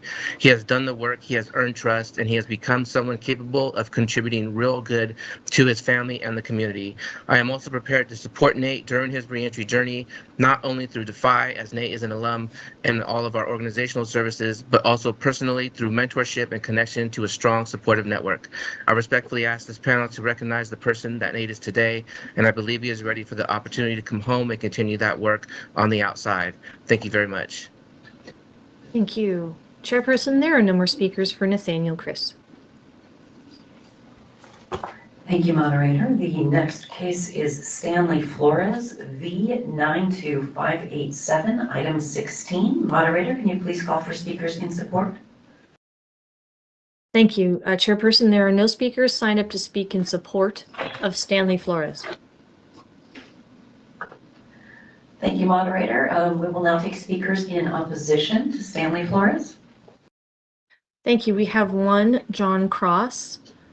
Go ahead and speak, John. I see that you're with us. Good morning. This is Deputy District Attorney John Cross with the County of San Diego. We asked that the grant of parole to Stanley Flores that he received was improvident. It must be vacated and set for a new hearing. The inmate is still an unreasonable risk to society. It was a 2-1 vote at the hearing, so it was not unanimous. The inmate molested 2 of his granddaughters over a period of years. The first one in, he molested from 7 to 9. There was digital vaginal penetration, kissing her on the mouth. He bought her bikinis, a black sheer dress, and a vibrator. He forced her to orally copulate him and ejaculated in her mouth and on her hands. Forced her once to orally copulate her brother and orally copulated her. His other granddaughter, A, grabbed and pinched her vagina over her clothes about 5 times. He also molested his biological son and daughter when they were children. Started molesting a son at 8. Forced him to have sexual encounters with an adult woman the inmate lived with while the inmate watched and joined in. There was also oral copulation forced between the 2. There's also things in the record that his nieces and nephews had improper sexual contact with them and asked to watch them have sex with their partners. February 2026 hearing, reading through the transcript, it's hard to believe that he received a grant of parole. He denied additional molest victims on page 16 and 17 of the transcript other than N. Said he never molested his son, never molested A. The molest of N, the granddaughter, when asked about it, why he did it, he said, quote, I made a big mistake. I have no idea. It was an error I made. And I can't, what do you say? I don't have an answer to that. End quote. Transcript page 18.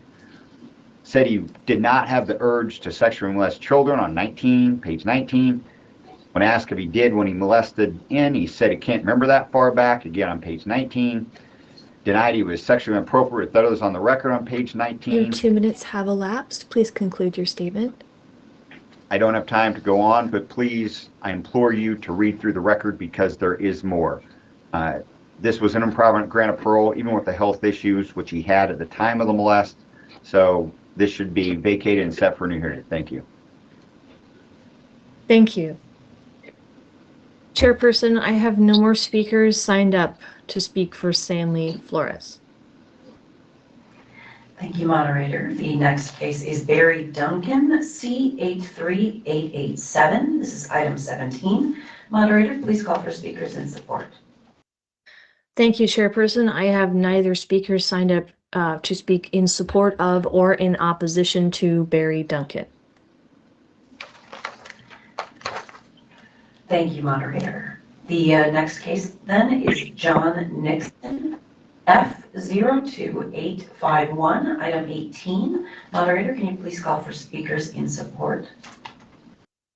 Thank you, Chairperson. I have neither speakers signed up to speak in support of or in opposition to John Nixon.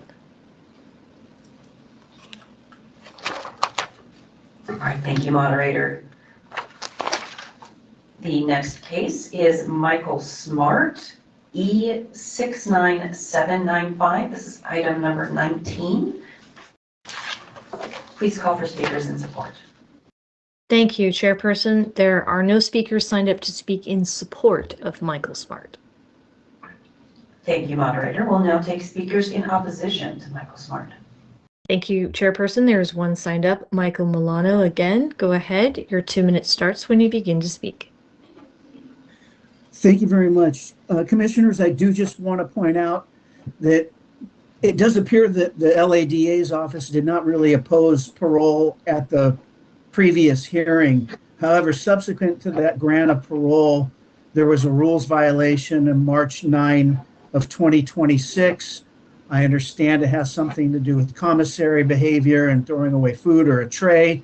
I would leave this to the discretion of the commissioners whether this kind of antisocial behavior warrants a rescission at this time.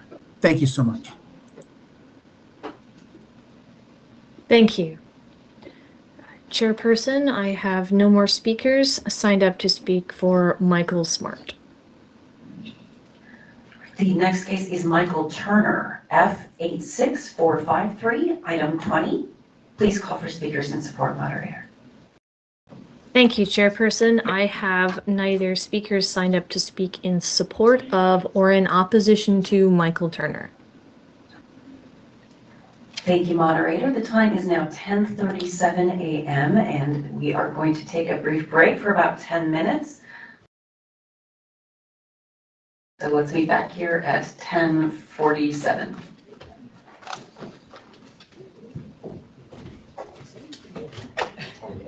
Nice. We got a long day to moderate. It's good to sort of pay attention though for that long. Yeah. You realize it's taxing, it really is.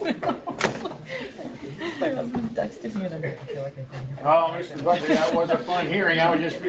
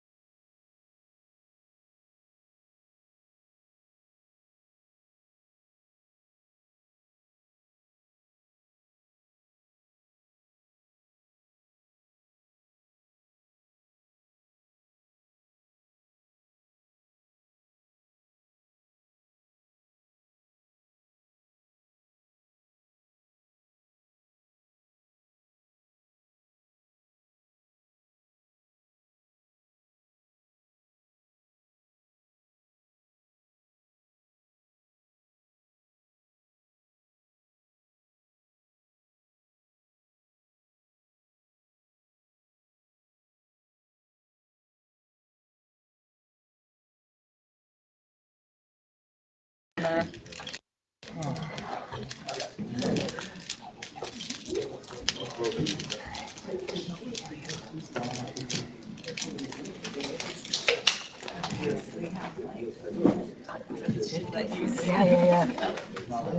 This is the next one going. I guess there's at least 50 more.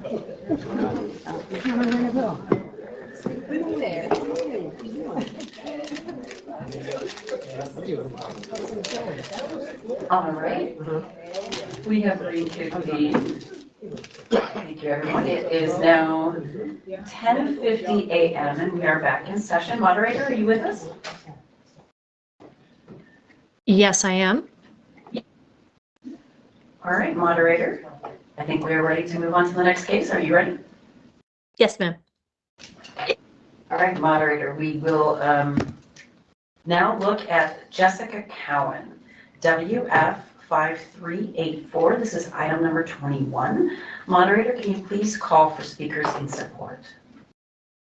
Yes, thank you. We have a number of speakers. The first people who signed up to speak in support of Jessica Cowan, please raise your hand using the Microsoft Teams button or raise your hand by pressing *5 on your telephone. This will help us to enable your microphone. If you're on video, you can unmute yourself by pressing the microphone button when it is your turn to speak. If you're on the phone, you can unmute yourself by pressing *6. The first speaker we have is Tina Marie Silva. Tina Marie, go ahead and unmute yourself. Your 2 minutes starts when you begin to speak. Thank you. Hello, my name is Tina Marie Silva. I'm the statewide coordinator for the California Coalition for Women Prisoners, and I'm writing in full support of Jessica Cowan. I met Jessica in 2018 at the California Institution for Women. We were incarcerated for the same offense, and the deep remorse we both felt for the harm we caused just brought us into the same self-help groups and victim impact programs.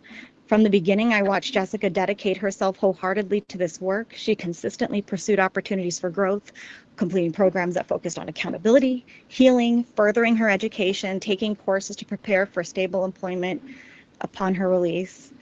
Although large AA and NA groups and meetings are no longer offered in the same way in the institution, Jessica took the initiative to enroll in a weekly recovery group to maintain her commitment to her sobriety.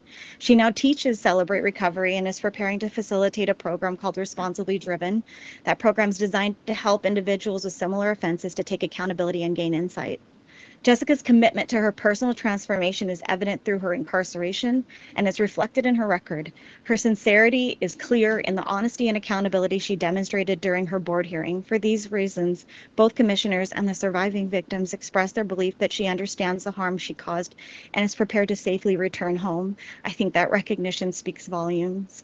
While concerns about institutional remission have been raised time and again over these types of cases, I think those of us who lived within the prison system know that's not a real concern. Access to drugs and alcohol do exist in the prison system, sadly, and maintaining sobriety requires ongoing intentional effort. Jessica's more than a decade of sobriety is not accidental. It's a result of a daily conscious commitment she carries that she carries the commitment with integrity that uses her experience to support others in recovery. I, along with the California Coalition for Women Prisoners, strongly support Jessica's release, and we respectfully urge the commissioners to uphold her grant. Thank you much for letting me speak today. Thank you. The next speaker is Kelsey Marassi. Kelsey, if you're with us, go ahead and unmute. Hello, thank you, commissioners. It is an honor to speak on behalf of Jessica Cowan today. My name is Kelsey Marashi. I have known Jessica Cowan since 2021 when I was at the California Institution for Women. From the beginning, she has demonstrated a deep and consistent commitment to recovery. Her focus on personal growth and accountability is evident in her daily actions and decisions. Recovery is just not something she participates in. It is the core part of her mindset and lifestyle. Since meeting her, I have served as her accountability partner and will continue to do so. I have seen firsthand her dedication to stay on track, supporting others in recovery, and taking responsibility for her progress. She consistently applies recovery principles and actively works to better herself. I also worked with Jessica in audiovisual production through the Last Mile program. where she demonstrated discipline, teamwork, and a strong work ethic. This program will continue to support her upon release as it has supported me. Jessica has a strong support system in place. I am committed to assisting her as she navigates reentry, including transportation, ongoing accountability, guidance, and emotional support.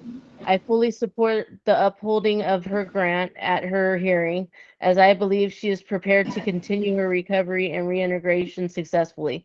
Based on all my experiences with her since 2021, I fully support Jessica Cowan and her continued recovery, and I'm asking commissioners today to uphold her parole grant. Thank you for letting me speak on behalf of Jessica Cowan today. Thank you. The next speaker is Arlene Dugmore, but I don't actually see her listed on the attendee list nor her phone number, so we'll circle back to her. Grace Hong, I see that you're with us. Go ahead. My name is Grace Kyungwon Hong, and I am professor of gender studies at UCLA. My research and teaching expertise lie in the experiences of incarcerated women and the causes and effects of long-term incarceration. I speak today to express my enthusiastic and unqualified support for Jessica Cowan. As a co-principal investigator of the UC Sentencing Project, I have worked with her closely and gotten to know her well in her capacity as a research advocate. Ms. Cowan is a responsible, diligent, discerning person who has contributed immeasurably to the success of our project. So by way of introduction, UCSP is a project funded by the prestigious Andrew K. Mellon Foundation that trains incarcerated people to conduct research alongside faculty and students from UC San Diego and UCLA.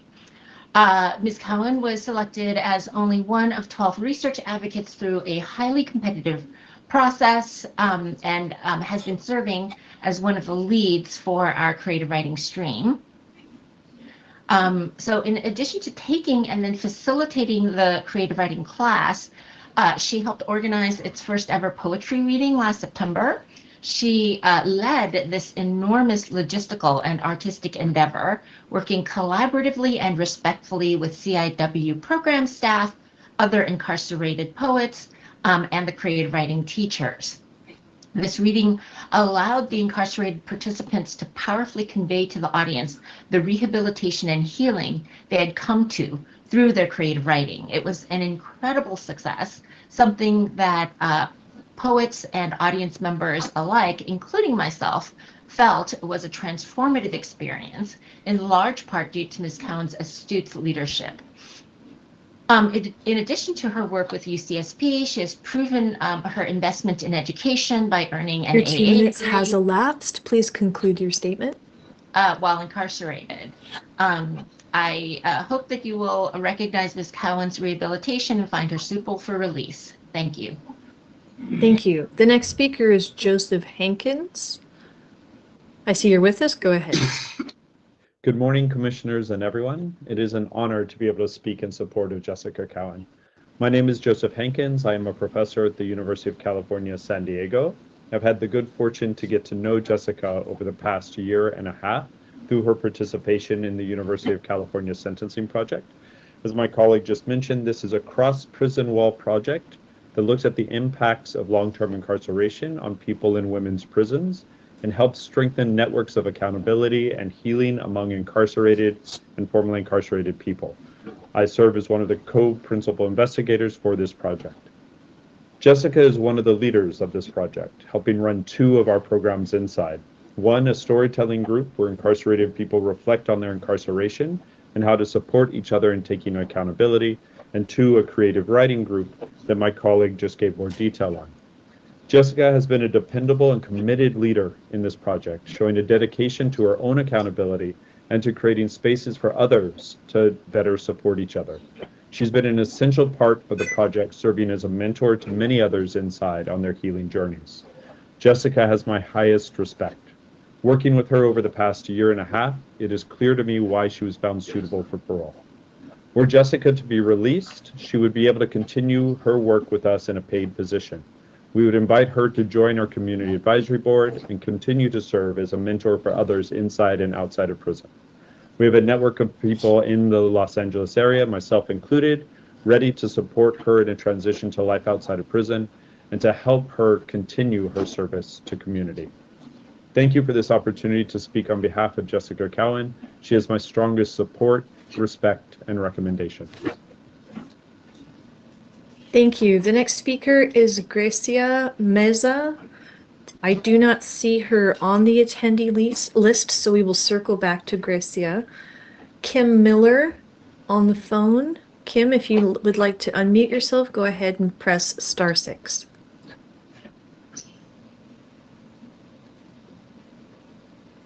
Kim Miller, if you're speaking, we cannot hear you.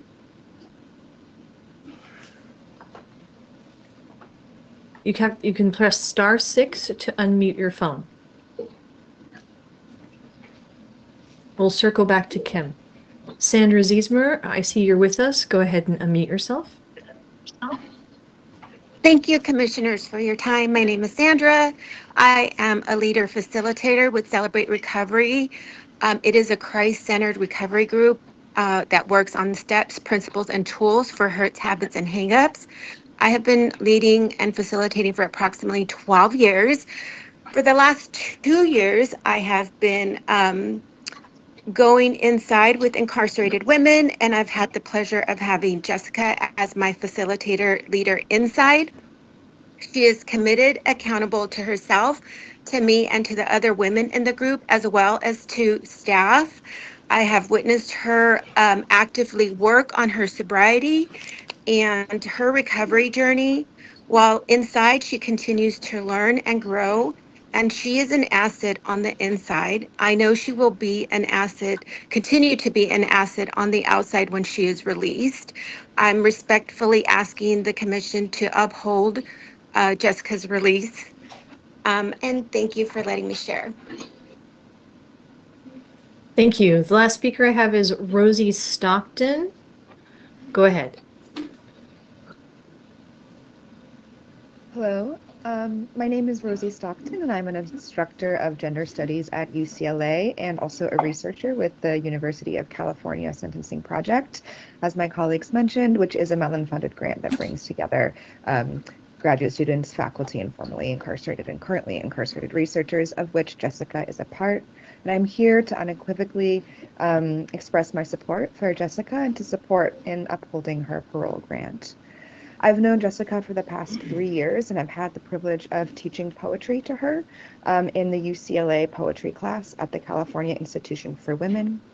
Jessica has been part of this class since its inception and has been a leader in developing the vision of the class, which has become a tool for creativity, self-expression, and healing.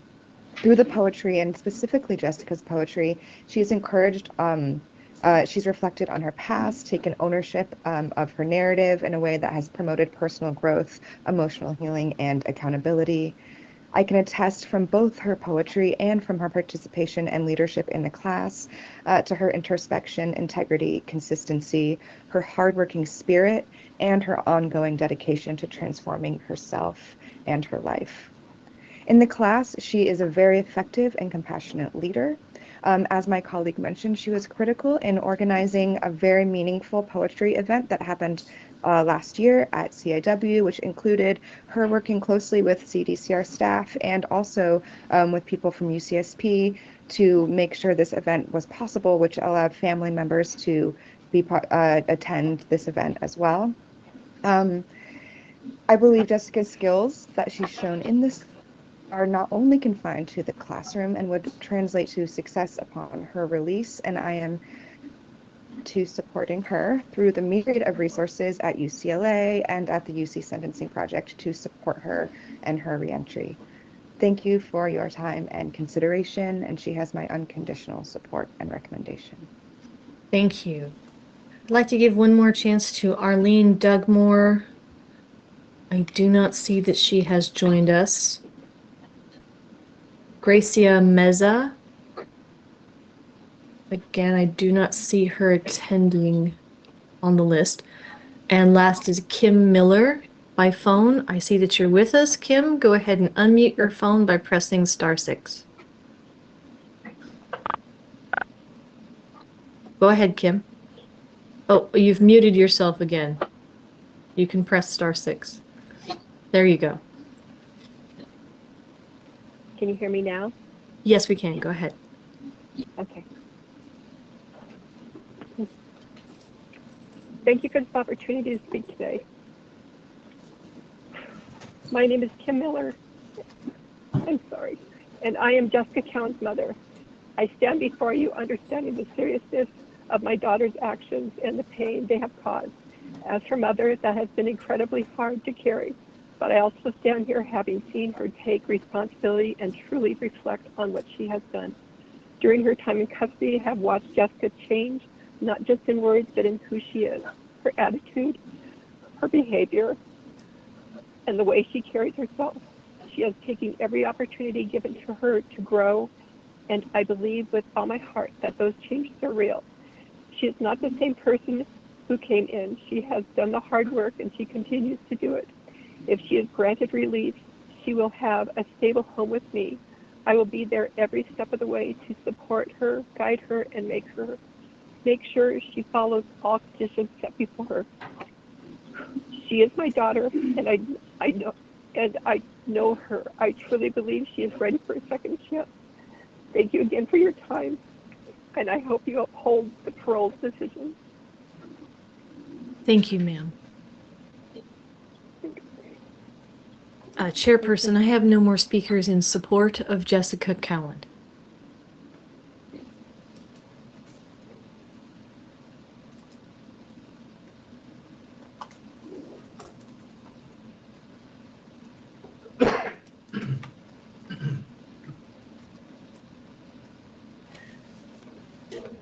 All right, moderator, we will now take speakers in opposition to Jessica Cowan. Thank you. We have one signed up, Tasha Sarush. I see you're with us. Go ahead and unmute yourself. Your 2 minutes starts when you begin to speak. The inmate was 33 with a lengthy history of drug and alcohol abuse, multiple attempts at rehabilitation when she drove with a .24 blood alcohol at 11 a.m., 60 to 70 miles an hour in a 40-mile zone into 3 people, Mother Eloise and her 6- and 5-year-old daughters. 5-year-old Asmara died, 6-year-old Grisea and mom Eloisa suffered significant traumatic injuries, including major head trauma. This happened just 14 years ago. She has the 2 largest recidivism risks, substance abuse and domestic violence. When asked about the sign of impending relapse her family should be aware of, she stated, quote, "Giving myself small permissions to have a little bit of alcohol." Her understanding of impending is actual relapse. Her concern is that if family or friends see her drinking, there's a problem. She used to drink alone. She hid her drinking. She is a master manipulator at hiding these, and she will not be in an environment after transitional housing where anyone will see her, as she does not want to live with her family. When you have a lifelong addict who is functionally driving a car at .24, not entitled to youthful or elder offender parole, who doesn't understand the need for continued programming in areas such as codependency, and cannot understand or identify what would lead to a relapse, they are an unreasonable risk to society. She has repeatedly consumed alcohol, done drugs, and then driven. She murdered 1 person and attempted to murder 2 more. On June 30th, 2025, less than a year ago, she petitioned the court claiming she was an outstanding inmate and deserved to be resentenced. The court did not agree. It declined. The last panel also did not agree and did not find her outstanding, just eligible for parole. Until the inmate truly understands responsibility and can demonstrate all her domains are mitigating, she is an unreasonable risk. Thank you. Thank you. Chairperson, there are no more speakers for Jessica Cowan. Thank you, moderator. The next case is Julio Fabian, F15521, item 22. Moderator, can you please call for speakers in support? Thank you, Chairperson. I have 1 person signed up to speak in support for Fabian Julio. I have Pablo Robles.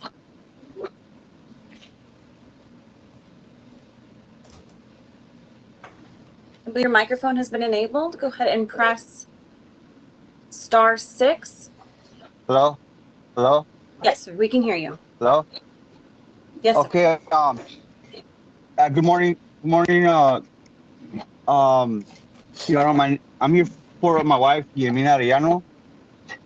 I'm sorry, With all due you're respect, speaking for, Yemina we are Arellano. currently, okay, sorry, go ahead. I apologize. Go ahead. Okay, good morning, Your Honor. Yeah, I'm here to support my wife, Yemina Arellano. With all due respect, it's an honor to be present. I've been married almost about 6 years.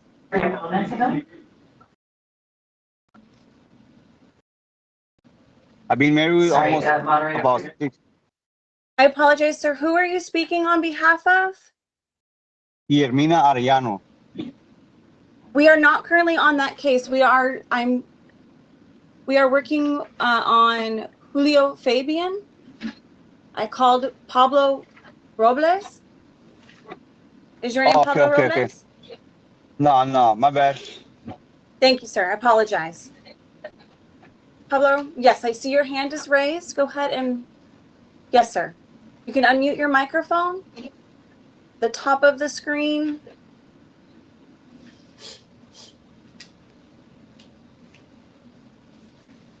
Good morning, Commissioners. My name is Paulo Robles, and I am grateful and thankful for giving me the opportunity to express my unconditional support to Julio. I have known him since 2014, and I have seen how he has changed from the inside out. And I continue to offer him a place to live as long as he needs to. I have a job waiting for him. I can hire him as my helper. I am a welder. And I have seen his positive change through these years, and we talk constantly about his programs. The last one he has been working on is GRIP, Guiding Rage into Power, which is a great program. It's a great, I know the curriculum of Guiding Rage to Power. And he has shared with me his remorse and shame for what he has committed. He takes full responsibility for what he has done. And he is committed to his change. He's committed to his new life. And I am committed to help him unconditionally as long as he needs. I respectfully ask the commissioners to uphold his grant. And I thank you very, very much for your time. Thank you. Thank you, sir. Chairperson, I have no more speakers in support for Julio Fabian. Thank you, moderator. We will now take speakers in opposition to Julio Fabian. Thank you, Chairperson. The first person I have signed up to speak in opposition is Tasha Schwartz. Your microphone has been enabled. Your 2 minutes begin when you start to speak. The inmate sexually molested 2 sisters, 8 and 10 years old, his landlord's daughters. He repeatedly molested both and held a knife to one girl's throat and threatened to harm both girls if they told about the repeated molestation. His pedophilia has led to fantasies regarding one of his victims for the majority of his incarceration. Despite being a drug addict and alcoholic, he lacks the current insight to understand how this might have contributed to his life crime, testifying at the hearing instead that they did not contribute to his life crime. In 2023, he had a CRA and was a lower moderate risk. This was prior to the implementation of the sexual dynamic risk evaluation. And considering he lied to the doctor about significant factors, i.e. how many prostitutes he visited and that he was a sex addict, he still wasn't able to manipulate his way into a low risk rating. In his hearing, he described the book Road to Freedom as being for sex addicts, which it is not. In fact, the book doesn't recognize the word addiction for sex, and neither does the DSM. His biggest lesson was learning the difference between a sexual thought and fantasy. The inmate has a 5th grade education, does not speak English, and relied on another inmate to translate the Road to Freedom and write out his parole plans. He has not internalized the programming, and he fails to understand and recognize the main concepts. The hearing was very short and failed to examine the inmate's offender change in depth. He needs to be referred back for a rescission hearing for a new CRA where the doctor is able to reference all his new allegations regarding fantasizing about the victim well into his incarceration, use of prostitutes, and his myriad of addictions in order to truly estimate his violence potential. Considering he has a lifelong diagnosis which makes any female child a potential victim, the board should utilize the tools at its disposal to ensure his statements are fully vetted and evaluated before releasing him to a foreign country with no oversight over sex offenders. Thank you. Thank you. The next speaker I have signed up to speak is Jesus Ariala.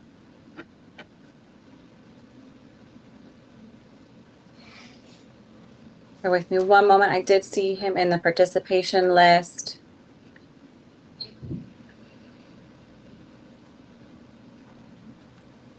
Jesus, your microphone has been enabled. If you are able to unmute yourself by pressing *6 on your telephone.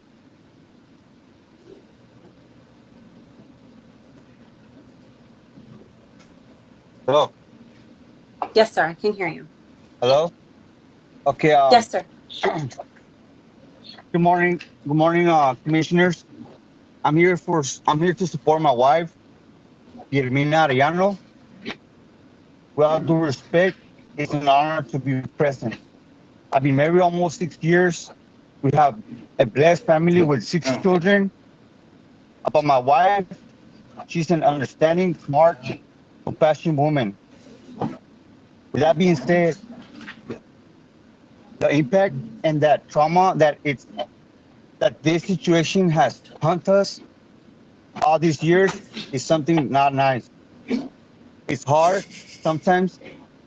I need to know how to approach her, how to touch her, even to make love to her. There's times it's hard for me to get her out.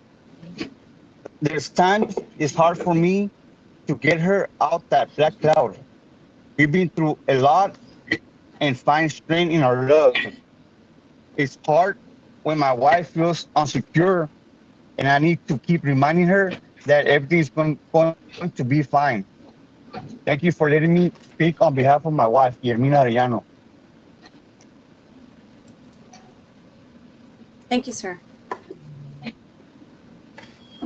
The next speaker I have signed up to speak is Guillermina Lopez Arellano. I believe your microphone has been enabled. Good morning, everyone. My name is Guillermina Arellano. I became a victim to Julio Cesar Moran Fabian along with my sister at the ages of 8 and 10. I have gone through a lot of trauma ever since this incident happened. I turned into heavy drugs to try to numb for many years. I'm coming up on 2 years of sobriety, and now I work at a recovery outpatient program. I have a loving family, but yet that trauma is still there. At times, it affects my relationship with my husband and even with my daughters. It hurts me that this is part of my story, and even more that it continues to affect my family since my younger sister is still in her active addiction. I don't think he should be granted parole because I know he can be a danger to other young women, to other young girls at the same age that I was. Sorry, thank you.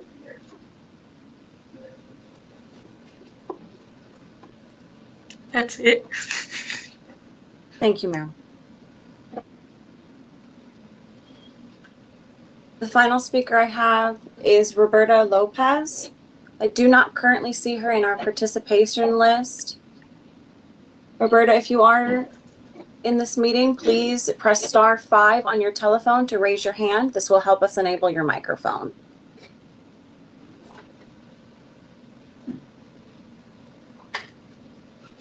Chairperson, I do not see you, Ms. Lopez, in the participation list.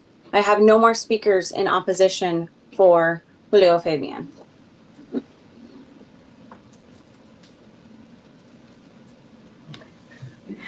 Thank you, moderator.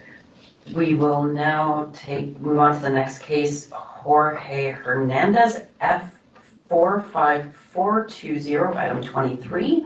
Moderator, can you please call speakers in support? Thank you, Chairperson. I have no speakers signed up to speak in support for Mr. Hernandez.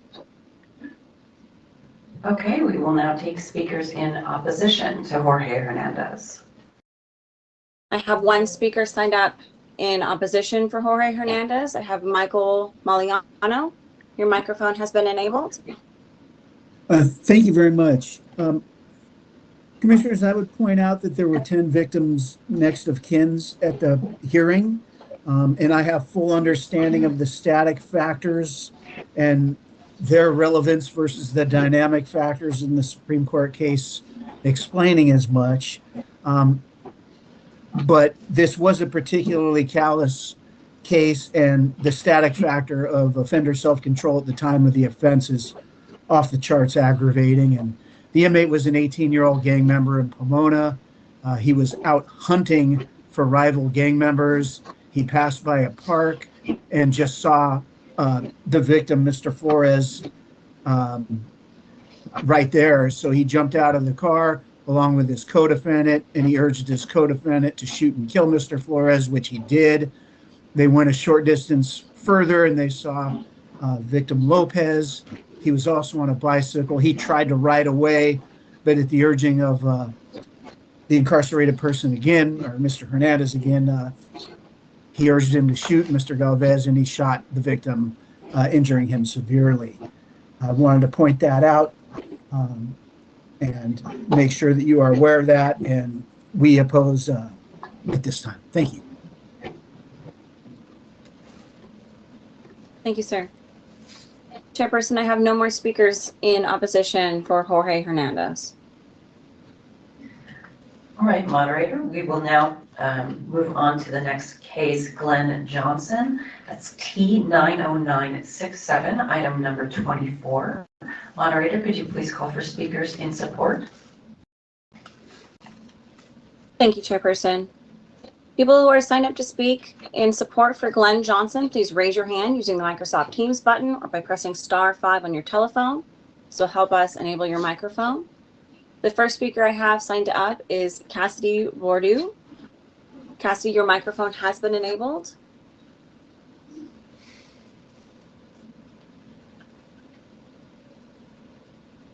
Good morning, Commissioners, and thank you for the opportunity to speak today in support of Glenn Johnson. My name is Cassidy Bordeaux, and I'm a criminal justice advocate and paralegal student at Tulane University.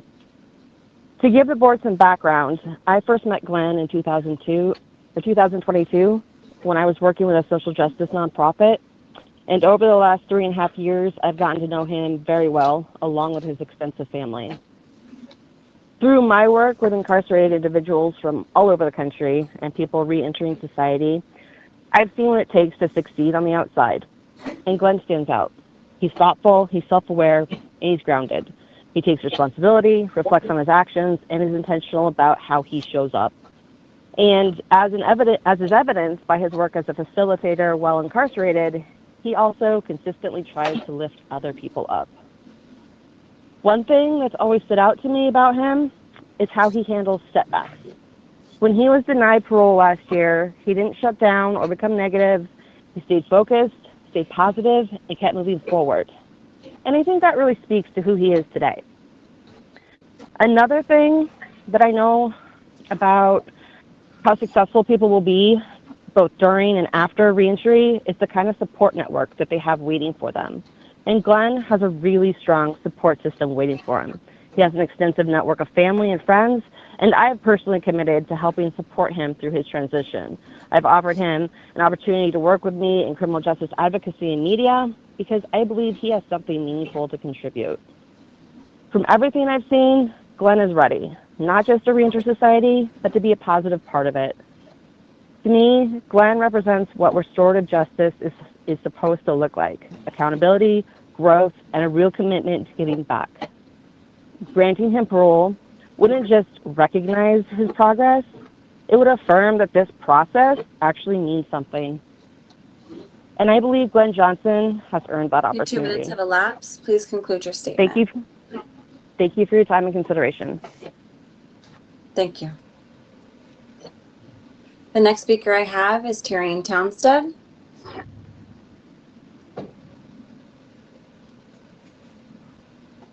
Tyrion, your microphone has been enabled. Go ahead and unmute yourself by pressing *6.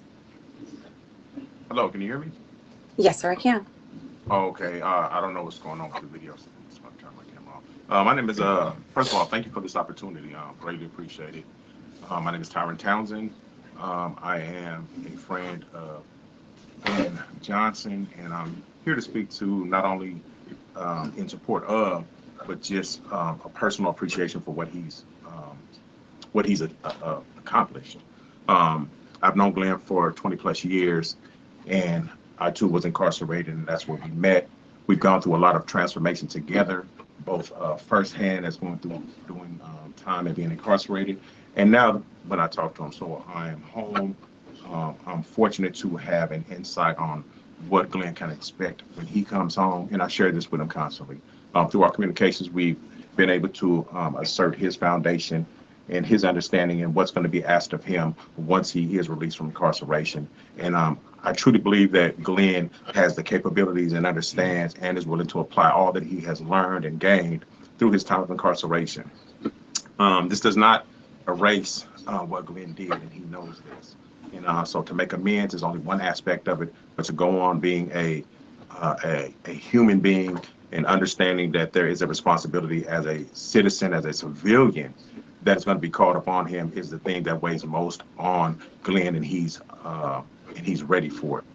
And we've spoken about it, and he shared with me his plans, and he knows that he has great support. As was mentioned before, he has a wonderful support network. I am one of those people who understands and is a living testament that, you know what, once rehabilitation is applied and you truly understand it, that it is a great blessing to have and to know and to be able to comprehend and apply and live life as it should be lived. So I look forward to Glenn coming home, and I ask that this commission and panel, that they just affirm his suitability, because he's worked hard for it, and he's earned the opportunity to show that rehabilitation, you know, once accepted and once applied, it does work. I'm a firm believer in it. I'm a living testament to it. I'm an operations manager for a luxury 2 minutes mattress. have elapsed. Please conclude I your greatly statement. appreciate this opportunity and look forward to Glenn. Thank you very much and have a great day. Thank you, sir. The next speaker I have is Sam Cunningham. Sam, your microphone has been enabled.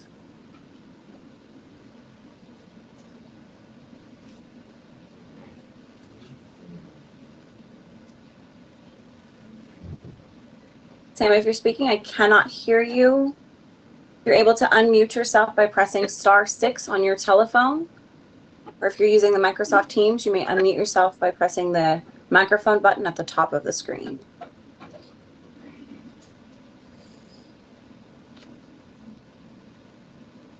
I'm going to circle back to Sam Cunningham. The next speaker I have is Richard Dang. I currently do not see in the participation list. And I'll also circle back to Richard. The next speaker I have is Ricky Goody.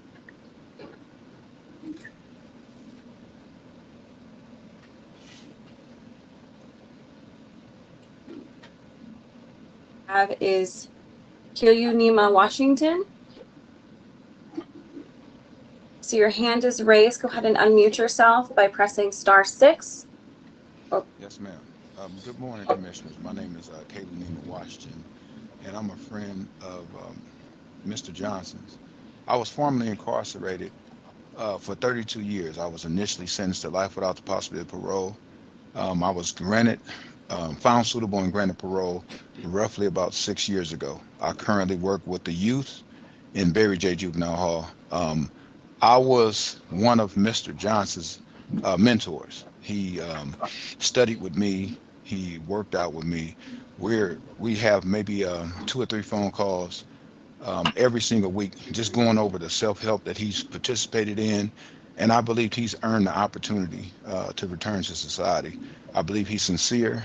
I believe that he's he's able to identify his external and internal triggers, which I think is huge out here. And I believe that he gained the necessary tools to deal with any adversity that he might face out here. And I'm here to support him wholeheartedly. I just want to say I really appreciate this opportunity to speak before you. I'm not going to take any more of the panel's time, but I truly believe that he's demonstrated what rehabilitation really looks like.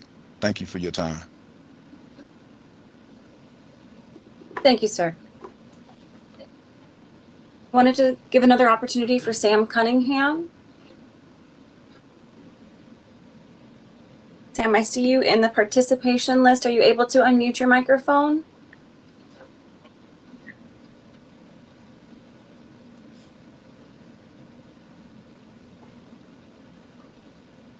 I'm going to go ahead and circle back to Sam Cunningham at the end of our session. Giving one more opportunity to Richard Dang or Ricky Goody. I also do not see them in our participation list at this time.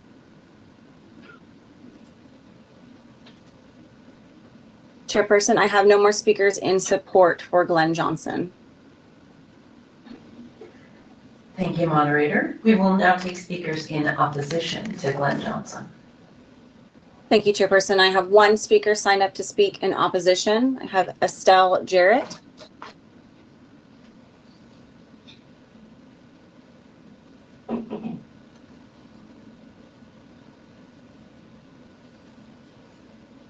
Estelle, I believe your microphone has been enabled. If you're able to press *6 to unmute yourself.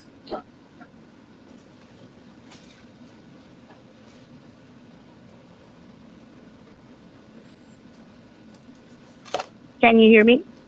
Yes, ma'am, I can. Good morning, commissioners. Hi, I'm Estelle Jarrett, Lamar Rufus' mom. I want to say that I feel that Glenn shouldn't be released. My nephew, Kurt Rufus, was there when he killed my son. He ran to Tennessee. Another commissioner asked him why he went to Tennessee. He said he went to see family. He seen his face on the news the whole time. He should have turned himself in. He waited 20 years to pay a lady, Clara, to say he didn't do this situation. He did do it. He's been on drugs all his life. He's been a gang member since he was 13. He doesn't know anything else but that. You don't get out of gang just like talking about it. He says he has anger problems. Who is he going to go to for anger problems in the middle of the night or with his gangs? Who is he going to go to? My Kurt Rufus identified him the night he killed my son. He was there the night. He tried to kill Kurt and my son, but he succeeded with my son. I'm begging you not to let him out because I know he will do this again. My other family is fear for their life to come before this, but this is my son that I have to speak up for. He took his life. You guys gave him life in prison. That's what he should do. I have family that misses my son. He's been on drugs all his life. He's been in trouble all his life. He said he was taught that. So how do you get up and say that you're not a gang member? You will always be a gang member. You have murdered several people. You just got caught because my nephew came forward and told the truth about you killing my son. Please do not let this guy come out. Gangs don't get out of gangs just by talking about it. They do not. He blamed my son's murder on Miko Stewart. Miko Stewart was in his gang. Now they're calling Glenn a snitch because he's telling on a dead man. Why you didn't tell this when this first came up? You would not tell this when you first came up. Now you telling it to get out. You should not get out. Please, commissioners, please, don't let him out. Don't let him out. Thank you. Thank you.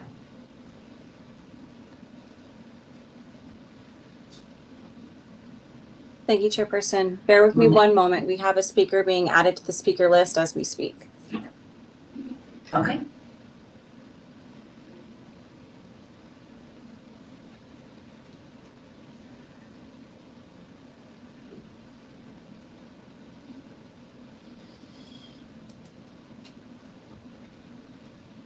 Thank you for your patience. I have one more speaker for Glenn Johnson. It is for support. I have David Howie. David, your microphone has been enabled. Please unmute yourself. Go ahead. Good morning. My name is David Howe. I am speaking on behalf of Glenn Johnson. I was actually incarcerated with Glenn Johnson over 15 years ago, and I got to witness his transformation firsthand. And I've seen how he walked away from the gangs. We've spoken many times about his responsibility on his participation in the murder that was committed. And I am here to offer my full support. I've been home 8 years after 28 years. I know that change and transformation is real, and I've seen it in him. And I'm one of many who are willing to help support Mr. Johnson in those moments, whether it's, you know, anger or thoughts of any criminal activity, may even be a Costco parking lot. Whatever those negative thoughts come up, when they do come up, he has a whole community of people. I've worked with formerly incarcerated for the last 8 years, and I've identified what takes people back and what keeps people home and what keeps our community safe. And I'm willing to continue to support Mr. Johnson in his release and his reentry into society. Thank you. Thank you, sir. Chairperson, I have no more speakers in opposition or support for Glenn Johnson. Thank you, moderator. The next case is Shannon Jones, E78624, item 25. Moderator, please call for speakers in support. Thank you, Chairperson. I have no speakers signed up to speak in support for Sharon Jones. All right, moderator, we will now take speakers in opposition to Shannon Jones. Thank you, Chairperson. I have one speaker signed up to speak, is Michael Milano. Hi, good morning still, everyone. The governor had some concerns, one of which was Mr. Jones, or the support network. And they noted, and I note too, a very big problem with this, that the brother is an integral part of this support system, and his brother helped him commit restitution circumvision by having his girlfriend put money on Mr. Jones's books. So the governor pointed out that concern. I wanted to point that out to the commissioners as well, that the people in Los Angeles County also have that concern. Thank you. Thank you, sir. Chairpersons, I have no more speakers signed up to speak for Shannon Jones. Thank you, moderator. The next case is Ronald Miranda, AL5299, item 26. Moderator, could you please call for speakers in support? Thank you, Chairperson. I have one speaker signed up to speak in support, is Robert Arambell. Robert, your microphone has been enabled. You may press *6 on your telephone or press the microphone button on the top of the screen.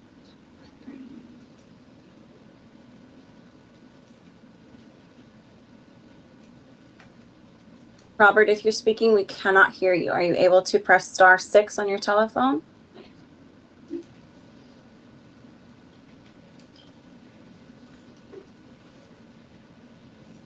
I see your hand is raised, sir. Go ahead and press *6 and we'll unmute yourself.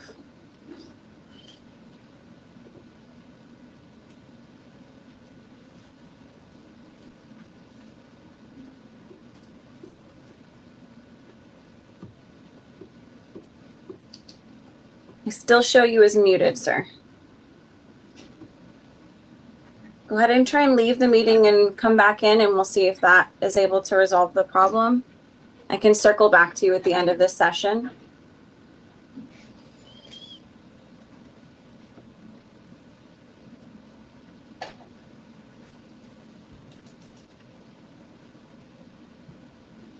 Hello? Sure. Yes, sir, I can hear you. I'm in opposition, not in support.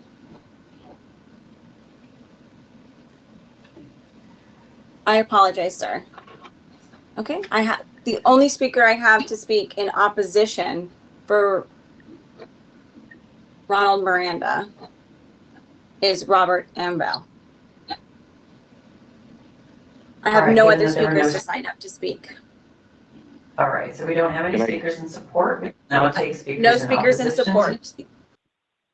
Correct. So speakers in opposition to Mr. Miranda? May I go ahead? Yes, sir, you may.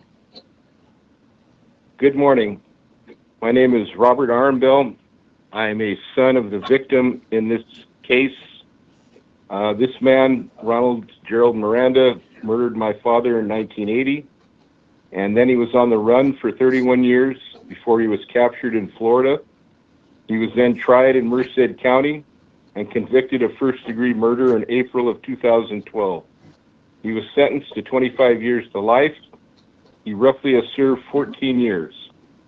My brother and I find that a man who used a shotgun in the sling and then was free for some 30 years should not receive parole before he has served at least 25 years, if not life, for his crime. He was working at a restaurant in Florida while in hiding and had threatened co-workers there with a gun, which brought him to the attention of the authorities and eventual determination of who he actually was, since he was using an assumed name. This further demonstrates his unsuitability for parole. At the parole hearing, he stated that his use of alcohol was one of the contributing factors to the crime. He also stated that while he was on the run for 30 years, he had taken part in AA meetings to curb his apparent problems with alcohol. Yet he continued to drink and thinks he can handle drinking now. This makes no sense whatsoever.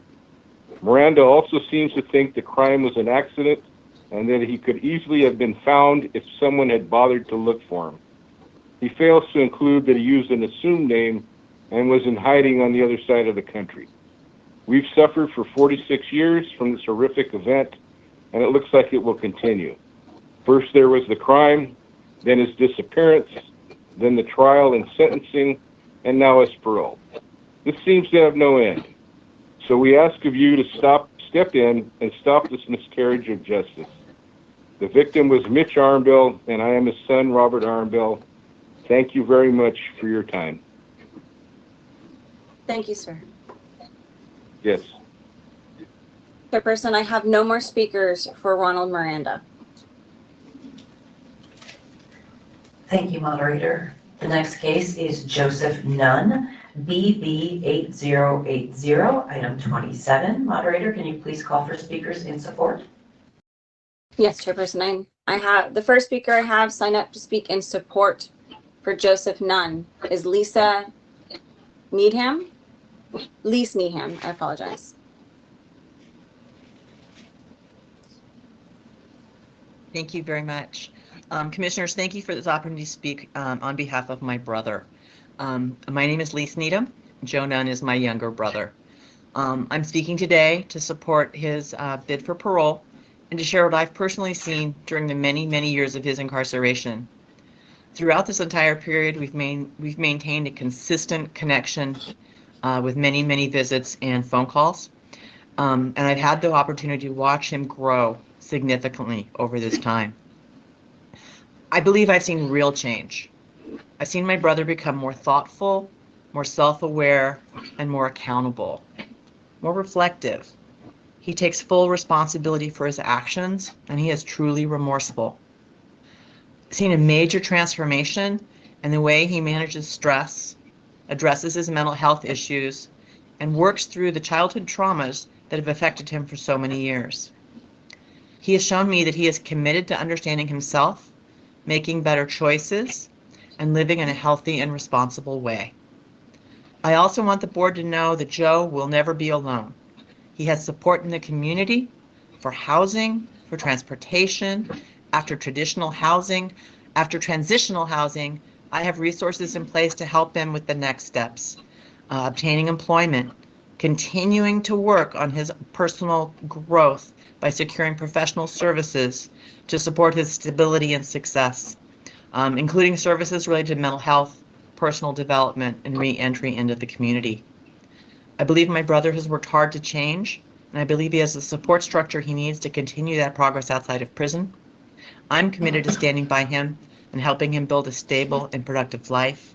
I appreciate very much if you would affirm that he is suitable for parole. Thank you. Thank you, ma'am. The next speaker I have signed up to speak is Maya Ng.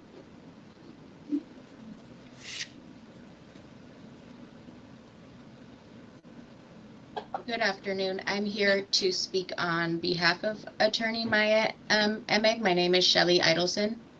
Do you want me to wait or? No, ma'am. If you are speaking on behalf of her, you may start. Okay. Good morning, Honorable Commissioners of the Board of Parole Hearings. On behalf of Attorney Maya Emig and the entire Emig law team, we ask you to affirm Mr. Joseph Nunn's grant of parole. Mr. Nunn has never received a rule violation while in custody. He scored a low on his initial CRA. He has developed extensive relapse prevention plans that address each of his criminogenic risk factors, and he has internalized the coping skills that have allowed him to navigate incarceration without a single rule violation. Attorney Maya Emig has submitted for your consideration a memorandum addressing each of Governor Newsom's concerns. Mr. Nunn's conduct over many years reflects discipline, emotional control, and sustained change. He has shown that he can function in a highly structured environment while following rules, managing stress, and making sound decisions. That matters because it reflects the same self-regulation he will need in the community. Mr. Nunn has a loving relationship with his sister, who we just heard from, who will provide an important source of stability and support upon release. For all of these reasons, we respectfully ask you to affirm Mr. Nunn's grant of parole. Thank you. Thank you. Chairperson, I have no more speakers signed up to speak for Joseph Nunn. Thank you, moderator. We will now take speakers in opposition to Joseph Nunn. Thank you, Chairperson. I have no speakers signed up to speak in opposition to Joseph Nunn. Thank you, moderator. The next case we have is Daryl Olison, E83379, item 28. Moderator, can you please call for speakers in support? Thank you, Chairperson. The first person I have signed up to speak in support for Daryl Olson is Jeremiah Olson. Jeremiah, your microphone has been enabled. Go ahead and press *6 on your telephone or the microphone button at the top of your screen.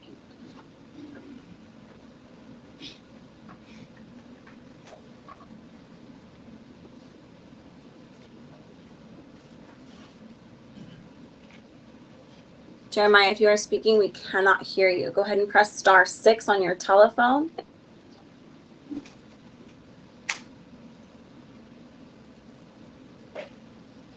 I'm going to go ahead and circle back to Jeremiah. The next speaker I have up to sign up to speak is Charles Carbone. Good morning, Commissioners. My name is Charles Carbone. I was the attorney of record for Mr. Olison, both at his 2022 three-year denial, and then, of course, at the 2025 grant before Commissioners Ruff and Deputy Commissioner Sparks. This is a first-degree murder case out of Sacramento County.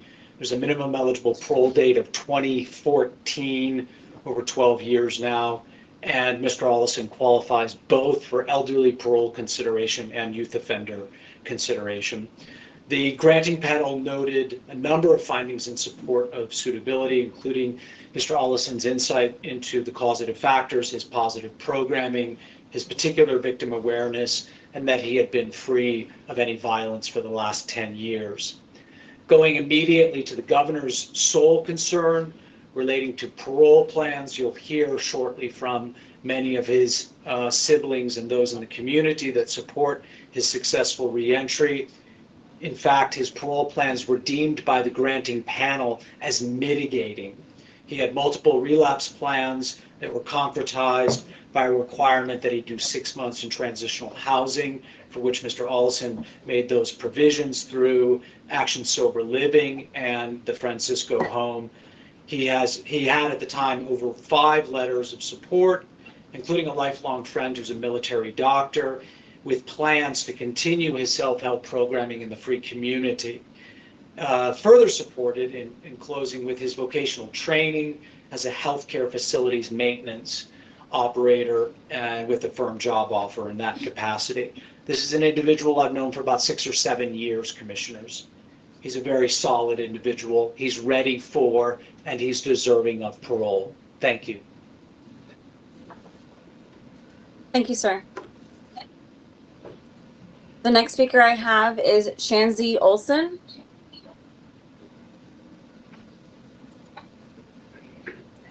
Shanzi, I see you speaking there, but you are still muted. Go ahead and unmute your microphone at the top of the screen or by pressing *6.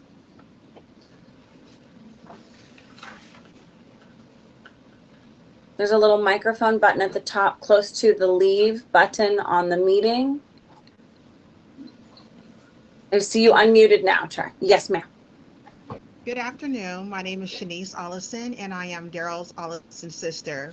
I have been working in a group home setting for the past 2 years with ISFC Youth, which has given me experience supporting individuals as they transition and reintegrate into society.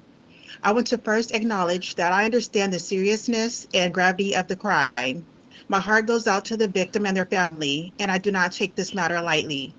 I have read the governor's letter, and I understand the concern about ensuring that Daryl has the proper support when returning to society. I am here to be that support for my brother. I will provide financial, emotional, transportation, and residential support, as well as help him with time management and guidance to stay on track throughout the entirety of his parole. We are here to encourage him, guide him, and make sure he succeeds. I respectfully ask that you consider granting him parole and allowing him the opportunity to return home to his family. Thank you all for your time and consideration. Have a great day. Thank you, ma'am. I want to go ahead and circle back to Jeremiah Olson. I see you here. You're still muted. If you'd like to press *6, you may unmute your microphone.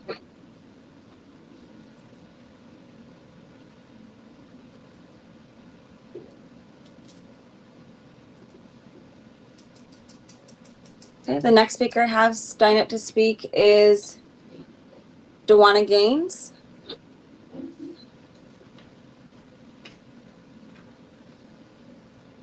I see your hand raised. Go ahead and press *6 on your telephone or press the microphone button at the top of your screen.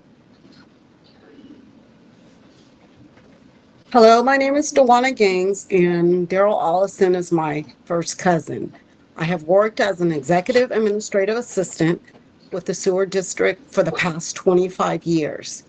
I am fully aware of the seriousness of Daryl's crime, and I do not take it lightly. My heart goes out to the victim's family, and I hold deep respect for the pain they have endured. At the same time, I believe Daryl has demonstrated sincere remorse for his past actions and has taken responsibility for them. I have also read Governor Newsom's letter and understand his concern regarding the importance of strong community support should Daryl be granted parole.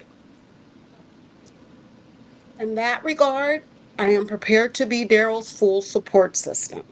I will hold him accountable, serve as emotional support, a sounding board, and provide stable housing and assist with transportation to work and church. This is a long-term commitment that I take very seriously. I respectfully ask that you confirm his date and affirm his parole grant so that he may return home with a structured, supportive plan in place. Thank you for your time and consideration. God bless. Thank you, ma'am. The next speaker I have signed up to speak is Susan Gaines.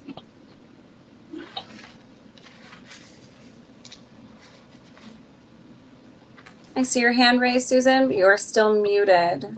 Go ahead. You just muted yourself one more time. I apologize. Go ahead and unmute. Yes, ma'am. Go ahead. My name is Susan Gaines. I'm Darrell Allison's aunt, sir. I worked for the state of California for over 20 years. I'm aware of Darrell Allison's sentence for the crime he committed, and while I do not excuse the actions that led to his incarceration, I believe in the power of redemption and personal transformation. I give my deepest sympathy, though, for the victim's family. I read Governor Newsom's letter, and I understand the governor's concern of support for Darrell Allison. I am that support. I'm offering Darrell a strong support system upon his release. I'm willing to give him a stable home, emotional support, transportation, and guidance to help navigate the challenges of reintegration. I'm committed to helping him and encouraging him continuing education and stand on a path of accountability and growth. And I will not let him astray from his commitments. So please confirm his parole date, and may God bless you all. Thank you. Thank you, ma'am. The next speaker I have signed up to speak is Yolanda Jackson. Can you hear me? Yes, ma'am, I can. Okay, thank you.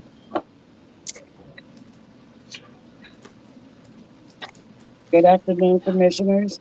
My name is Yolanda Jackson. I am Darrell Allison's first cousin. I am an employee for Delta Dental for 10 years plus. I'm a member of Grace Temple Church. I fully recognize the crime Darrell Allison committed. I'm very remorseful and sorry to the family for the loss of their loved one. I pray God gives them comfort, peace, and strength. I have read Governor Newsom's letter and understand his concern for Darrell Allison for the parole support and to the community. I have observed and noticed the growth and maturity in Darrell Allison through letters and phone calls and all the classes he completed and certificates he received. I am prepared to assist Darrell Allison physically, mentally, and financially.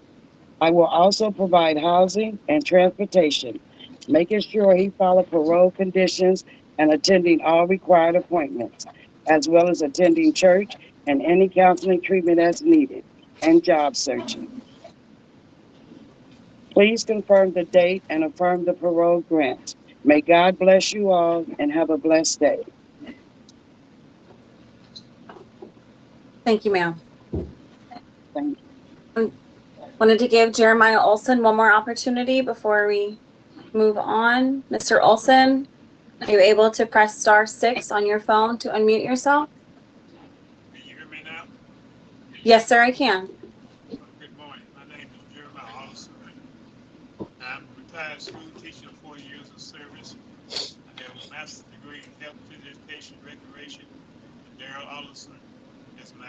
I'm the uncle of Darrell Allison. I'm aware of Darrell's crime of first-degree murder that he committed at an early age in his life. I have read the governor's letter thoroughly, understand the governor's concern of Darrell Allison's parole and his support to return Darrell back to a community as a free man, a community that consists of family, leaders, pastors, teachers, government officials, and support personnel. As Darrell's uncle, it would be my moral obligation to support Darrell in the areas of mentorship, prayer, partner, and a pillar of spiritual support as he transitions back into society. I'm aware that Darrell has improved his behavior and has the accountability in participating in programs of rehabilitation, his overall success. With this in mind, I am strongly support the board greatly to release Darrell. Thank you for your support this time and consideration. May God bless you and have a great day. Thank you, sir.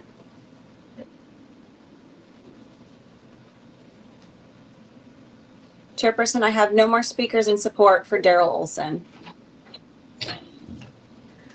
Thank you, moderator. We will now take speakers in opposition to Darrell Allison. Thank you, Chairperson. The first speaker I have signed up to speak is Monica Holt.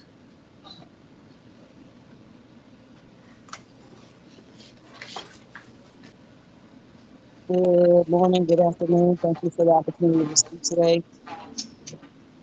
In opposition of their Austin's release, I am Monica Holt. I am his last baby here. I was the baby behind the door who killed my father in broad daylight when multiple children were outside playing. This gang member who was selling drugs and who was upset that my father told him his drugs were bad, so he made a choice to take his life. Now, the whole time Daryl Allison has been incarcerated, he has shown nothing but the same behavior. The only time he has gotten good behavior is after he has asked the parole board, what can I do? And then he started taking these classes. Before he took these classes, before that, it was denied from him or denied from the board. And the last meeting when he spoke of those classes he spoke of sound like he was searching for the answer. It did not sound like he was solid in reform. Everyone is repetitive with this. I read the governor's letter. I apologize to the family. This is how Daryl Allison spoke as well. The governor's concern for gang activity, check into his behavior while he's been there. And to release him based on youth and elderly health. What about me? What about my family? What about the suffering we did? What about the smoke of cigarettes that my mom began after this because she tried to stop the blood from the bullet holes? What about the cancer that she received? What about the passing from that cancer? All stemming from his actions. They granted him parole months or weeks after the date that he committed the crime. And then now days where I'm moving today. I don't have my dad to call to help me, but Daryl gets a second chance at life. I don't think that this is fair. And regardless of my feelings, his actions and his behaviors are not solid. The governor sent him back for a reason. He has track history of denial from himself and from the board. These actions of himself are not genuine. This support that everybody is making sure that Daryl has should show you that Daryl doesn't have the mental capacity to come out and be a productive member of society. I also believe that Daryl will put himself in position to recommit or to put someone else in the position to be in his position again. Because right now, your 2 minutes have elapsed. Please conclude your statement. The youth and the drugs are on a rise and Daryl still has his influence. I ask you to deny his parole today. Thank you, ma'am. The next speaker I have signed up to speak is Gloria Frazier. Gloria, I do not see you in the participant list at this time. If you're able to press *5 on your telephone to raise your hand, this will help us enable your microphone.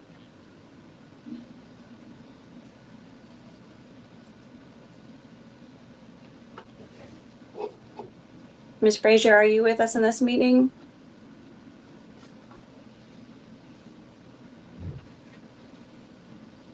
Chairperson, I have no more speakers signed up to speak in opposition for Daryl Allison. All right, thank you, moderator. The next case is Kelly Sorrell, WF1134. This is item 29. Moderator, please call for speakers in support. Thank you, Chairperson. The first speaker I have signed up to speak in support for Kelly Sorrell is Grace Hong. Grace, your microphone has been enabled. Go ahead and press *6 on your telephone.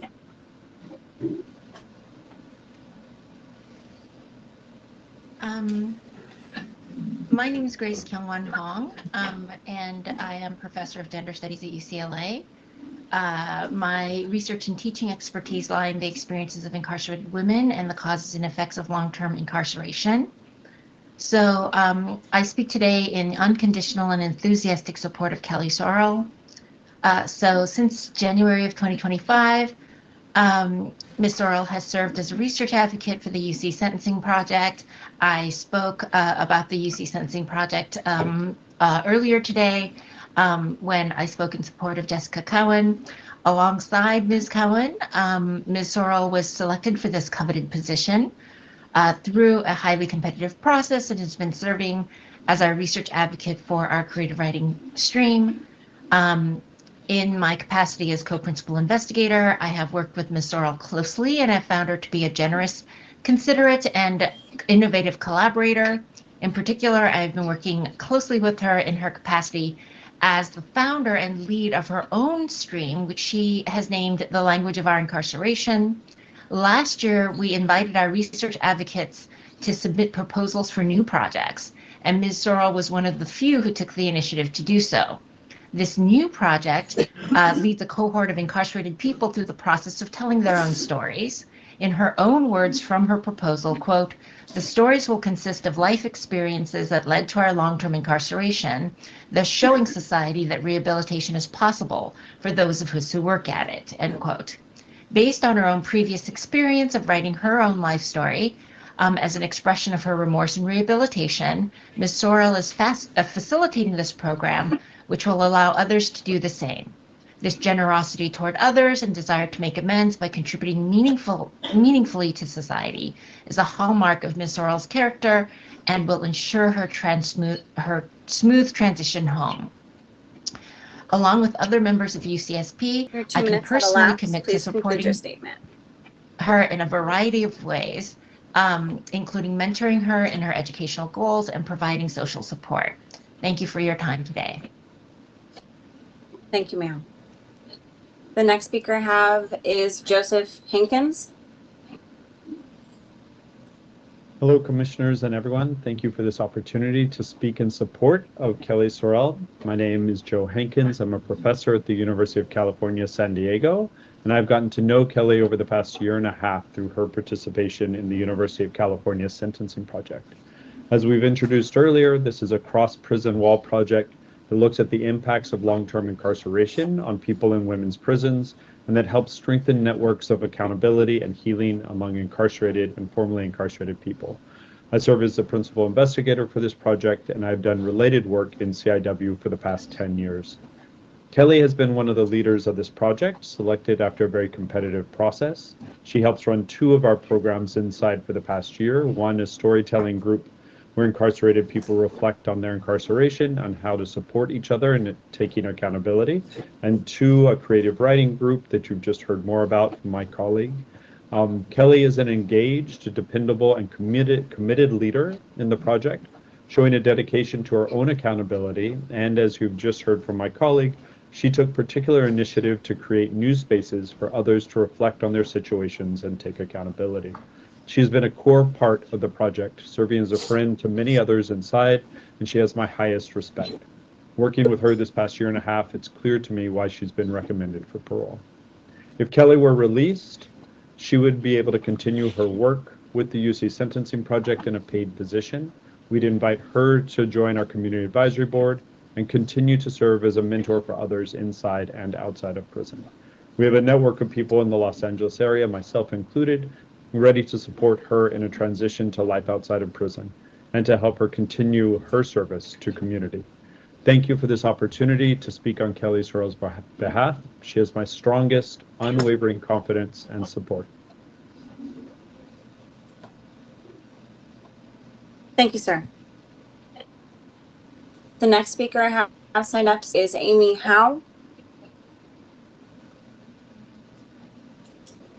Can you hear me? Yes, ma'am, I can. All right, my name is Amy Howe. As a member of Alcoholics Anonymous, I've been sponsoring Kelly Sorrell for about 2 years. I wanted to speak about the support that will be available to her upon her release.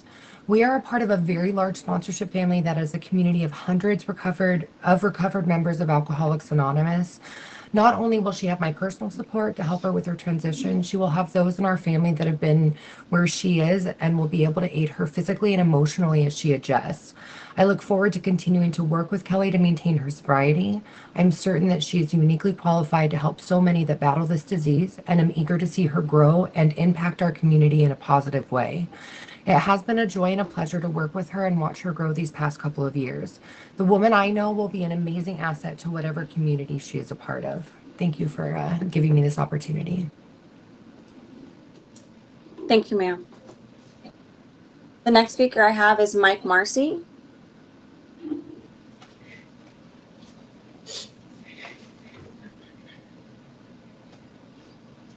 So I see your microphone has been enabled. Go ahead and unmute yourself by pressing *6 on your telephone. Hi, my name's Yes, sir. Mike. I know Kelly Sorrell through CDCR. I was a member of CDCR. I worked at 6 different prisons. I've been a member of. I'm an alcoholic, and I'm also a carpenter. And I worked at 6 different prisons, and I've watched a lot of inmates grow and change, and Kelly is one of them for sure. She worked here in the carpentering shop and plant ops with me and 4 other carpenters. And she is just an amazing woman. She's always on time, never late, never misses work, gives 110% all the time. Gets along very well with free staff as well as other IPs.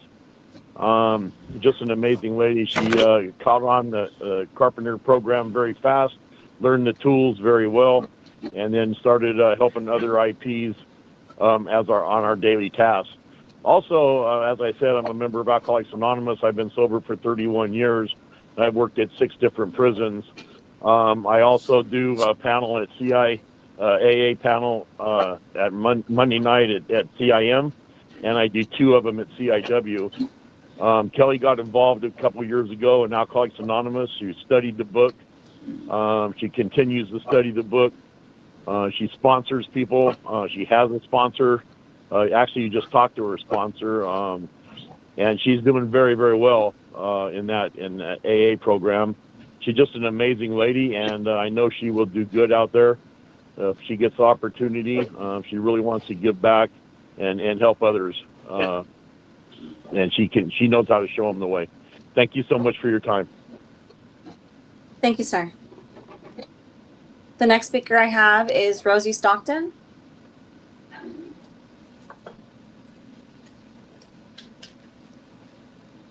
My name is Rosie Stockton, and I'm an instructor of poetry and gender studies at UCLA, and I'm here to express my unequivocal support for Kelly Sorrell. I have known Kelly for 3 years in my role as a facilitator of the UCLA Poetry Workshop at the California Institution for Women. Kelly is a pillar in the creative writing class and has not only demonstrated her own healing and transformation through her writing, but also helped facilitate the healing of others. From working with Kelly for the past few years, I have found her to be a generous, considerate, and dedicated collaborator. Kelly has a deep understanding about the way that poetry and storytelling are tools of healing, self-transformation, and accountability, and she has undertaken these goals with sincerity and seriousness every week in this class. Her poetry testifies how she has examined herself, her past, and her commitment to living a transformed life.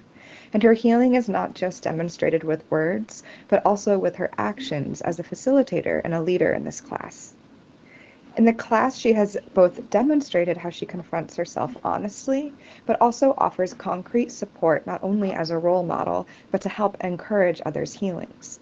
She is a person people turn to for feedback with their work, for encouragement, and also for steadiness.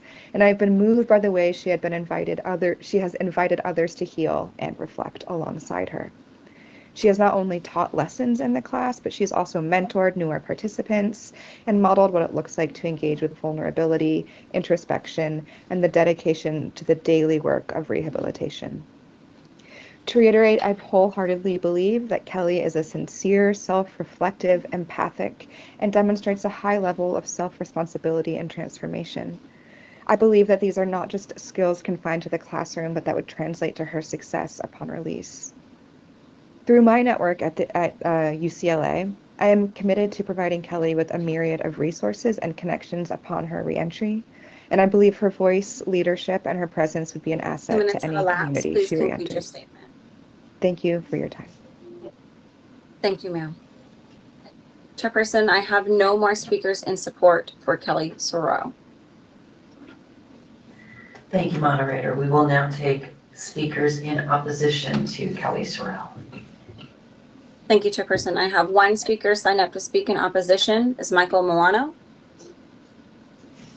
Thank you very much. I would note that the governor's concerned that whether she has sufficiently mitigated her risk factors for substance abuse, I think those concerns are very valid. Looking at her life crime, it was insanely and particularly callous. She went out looking for an African-American man to kill, Her motivation behind it, in large part, was so if she commits this murder, she gets 2 lightning bolt tattoos on her shoulder. Of all the trivial and horrible reasons to kill another human being, the fact that they're black and you get tattoos has to rank amongst the worst ever. She stated in her own admission in the hearing that she's very aggressive when she's using drugs. It came out during the hearing that she has a use disorder diagnosis for methamphetamine, and she also has a personality disorder diagnosis. The 2 of them together increase the risk of relapse. If she does relapse, that significantly increases her risk of future violence.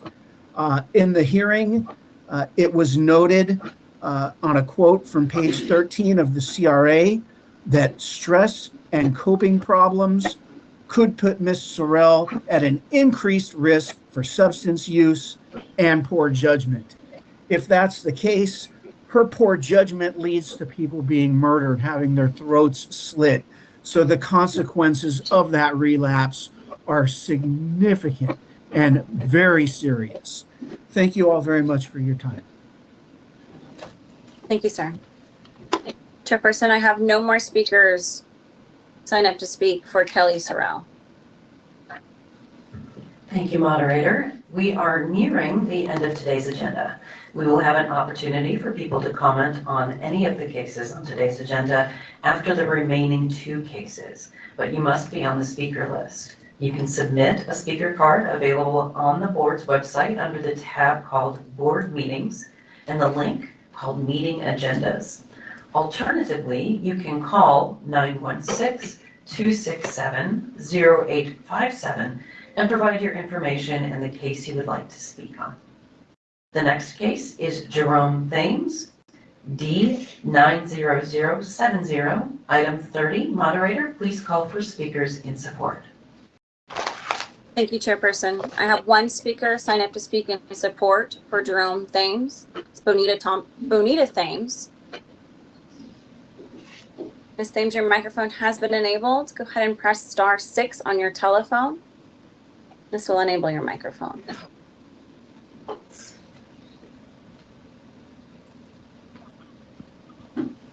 Good afternoon, Commissioner. My name is Bonita Thames. Thank you so much. I appreciate it. Oh, I'm sorry. I appreciate you letting me say something on behalf of my brother, Jerome Thames. Jerome Thames has been incarcerated 37 years. And at that time, he had accomplished a certified peer support specialist. He has gained a certificate of CPR. He also is a good role model for his cellmates. Jerome has realized the seriousness of his actions, and as he worked hard to improve and change as a person, we were all abused children and went through a lot. I would never wish that on any other child. Jerome had a very strong support system in place and lived in someone to live in Beaver Creek, Ohio, or Chicago, Illinois. I really appreciate if you could consider granting my brother parole. I believe Jerome will be a very good citizen and will be a very productive person in society. My mother was so proud of Jerome. She just passed away July 22nd, 25, and she was 89 years old, waiting on my brother to come home. We hope and are praying very much that the commissioners will grant him parole to come to Ohio. Thank you very much, Commissioner, for your time. Thank you, ma'am. Chairperson, I have no more speakers in support for Jerome Thames. Thank you, moderator. We will now take speakers in opposition to Jerome Thames. Thank you, Chairperson. I have 1 speaker sign up to speak is Michael Milano.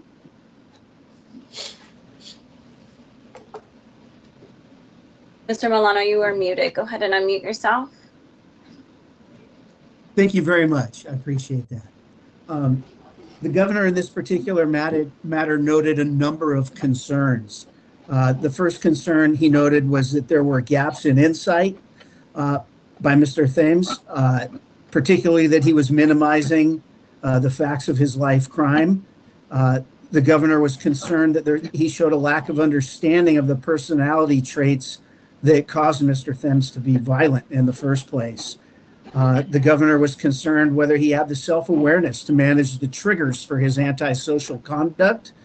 And further concern was whether Mr. Thames' sex offending had been sufficiently addressed that he no longer poses a threat to society and public at large. His crime in this particular case, we need to look at only because the consequences, if he does have a relapse and violate in his violent ways, is all the way horrible. In this case, it was a double murder. There was sexual assault involved and robberies as well. So it kind of runs the gamut of all of the worst of our particular crimes. I think in this particular matter, the governor's concerns are well-founded, and because of that, we think that it's necessary to have the grant withdrawn and have another hearing set for rescission. Thank you. Thank you, sir. Chairperson, I have no more speakers signed up to speak for Jerome Thames. Thank you. The last case today is Kenny Warren, F23964, item 31. Moderator, please call for speakers in support. Thank you, Chairperson. The first speaker I have signed up to speak in support for Kenny Warren is Antonio Jimenez.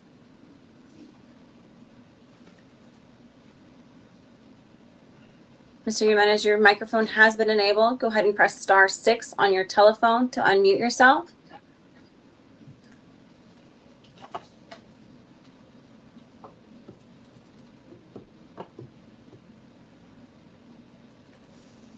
I see your hand raised. Go ahead and press *6, and that will unmute your microphone.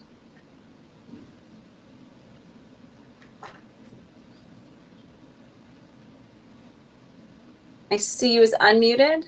Go ahead. Okay, I'm calling in support of Kenny L. Warren, F23964. My name is Antonio Chavez. I have known Kenny and his family since 1970. In the last 14 years that I've been visiting Kenny, he has expressed his remorse for the actions that led to his incarceration and how it affected all involved. Since his incarceration, Kenny's pathway to redemption have been actively participating in educational programs that help inmates address root causes of their criminality. Kenny has taken on a job as electrician assistant that will give him marketable skills that will prepare him for productive employment upon release. Kenny has already participated in faith-based ministries that help foster personal growth, self-reflection to help reshape his identity and build a sense of self-purpose. Kenny's support system upon release will be his family and friends, which will help him reintegrate to society. Kenny has found redemption while incarcerated. He has been active from internal transformation that has prepared him to return to society as a changed, contributing individual. Please give strong consideration for his release. He is a changed individual from 21 years ago. Thank you for your time and consideration.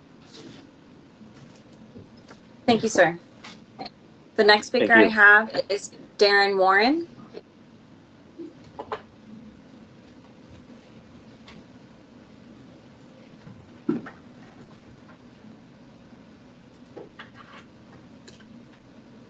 Mr. Warren, you can unmute yourself by pressing *6 or pressing the microphone button at the top of your screen.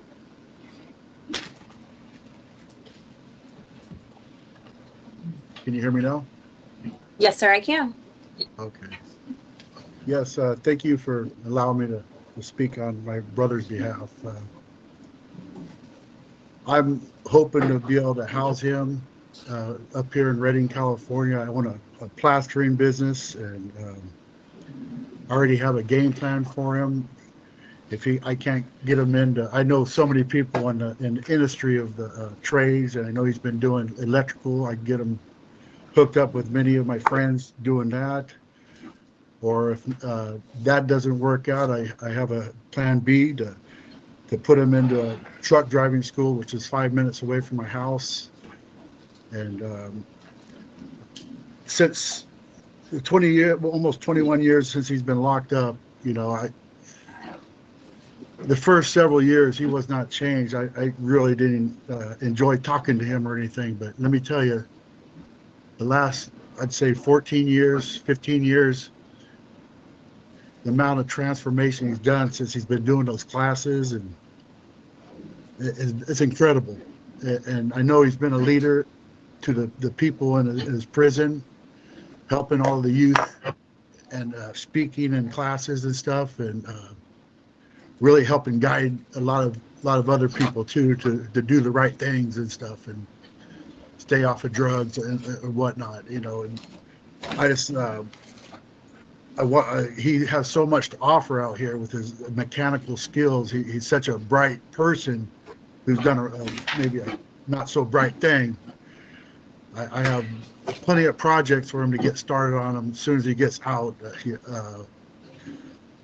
Old cars for him to work on and whatnot, and plenty of things to work out on my equipment here here in Reading. And anyways, I want to thank you for letting me speak on his behalf, and I don't have no doubt that he's going to be successful when he gets out.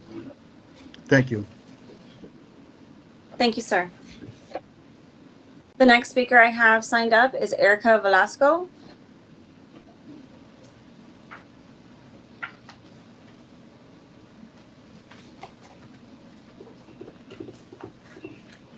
Erica, your microphone has been enabled. Go ahead and press *6 on your telephone, or press the microphone button at the top of your screen.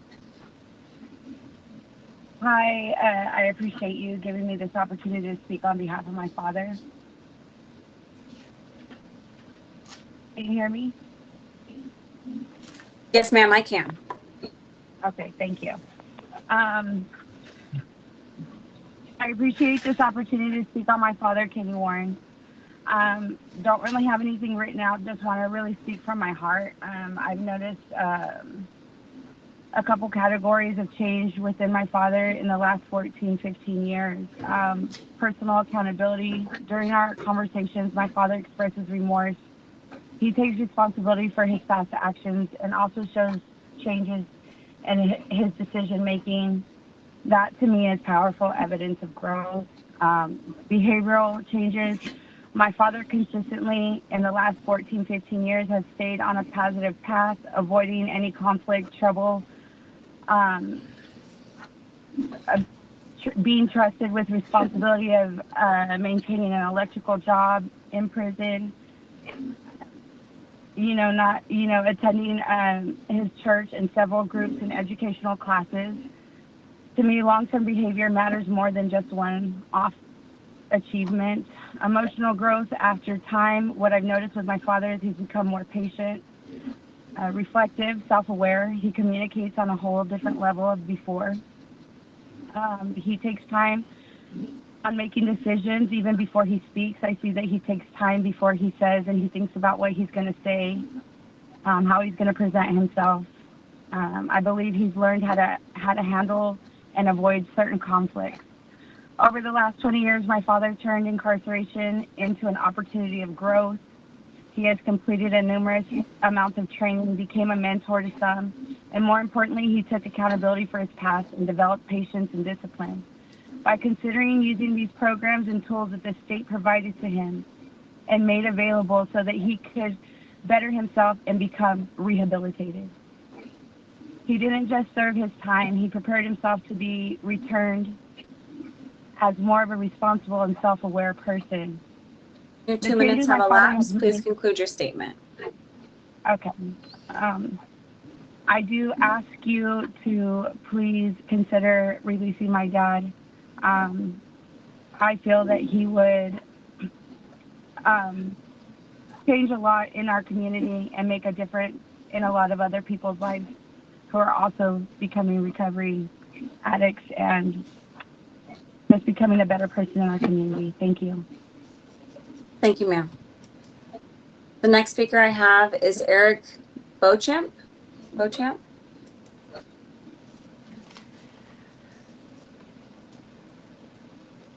Eric, your microphone has been enabled. Go ahead. Sorry. Go ahead. Thank you so much. Thank you so much. Good afternoon, Honorable Commissioners. My name is Eric Beauchamp. I served 32 years in CDCR. I was found suitable in 2019 by Chairman Anderson, and I've been successfully discharged from parole. I'm a successful businessman. I own a small trucking company, multiple properties in Southern California, and now St. Louis. I met Kenny while I was in Folsom. I'm getting a little emotional, excuse me. He was my workout partner. He was my brother. He was somebody that we walked together, we worked out, we went to breakfast and dinner. And I'm going to tell you, he's an honorable man, someone that transformed his life. He's someone that is genuine and real. He's a true Christian. He's a man of faith. My apologies. I'm just going to say this.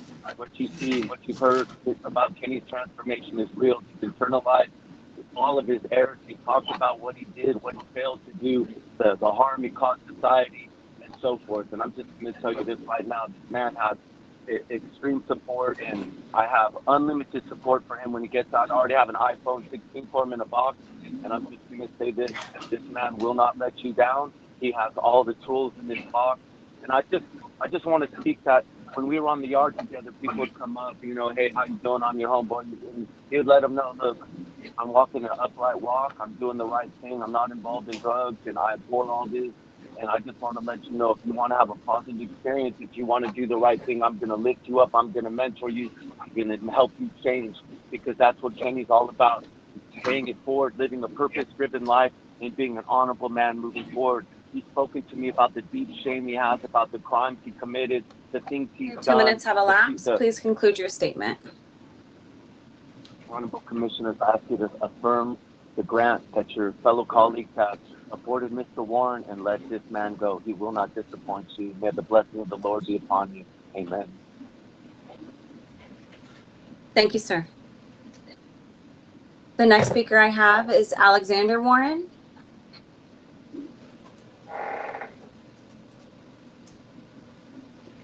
Alexander, your microphone has been enabled. Go ahead and press *6 on your telephone. Or press the microphone button. Yes, sir?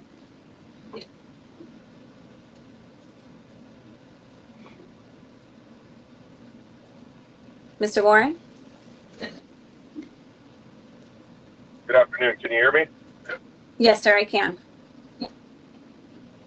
Okay, good morning. My name's Alexander Ray Warren, Kenny Warren's nephew. Just like Eric said, you know, I did almost a decade in prison. I've been discharged since 2019. Purchased my home in Carmichael, 2020. We have a 4-bedroom home in Carmichael. My wife and I. My wife's a nurse. I'm fully vested in the union. I got nothing but support from my uncle. I have a 1997 Toyota Camry waiting for him after he gets his license. I've seen a big change in him since I've been able to go in and see him in prison. He's mentored groups in there. He's attended Victims Impact, CGA, anything he can do to help himself in there. I went through the same thing. Your guys' program works if you apply yourself and use the tools that you guys provide. He's shown not only in his character and by the statements you've heard today, but he showed on paperwork that, you know, if you check in his central file, you'll see that he's not only just talking about what he's going to do to transform. He has his parole plans. My doors are open to him. I'm a truck driver in the union. I can help him get his CDL when he gets out. You guys have heard here today, all the people in support of him. We're not going to let him fail. You know, we're going to hold him accountable. If anything happens, he gets any triggers and, you know, things come up, we're going to keep him away from the people he shouldn't be around and keep him surrounded by a support system that's going to uplift him and be a positive influence in his life. You know, he sent copies of his parole plans to all of us in the effect that he does stumble, that we're there to remind him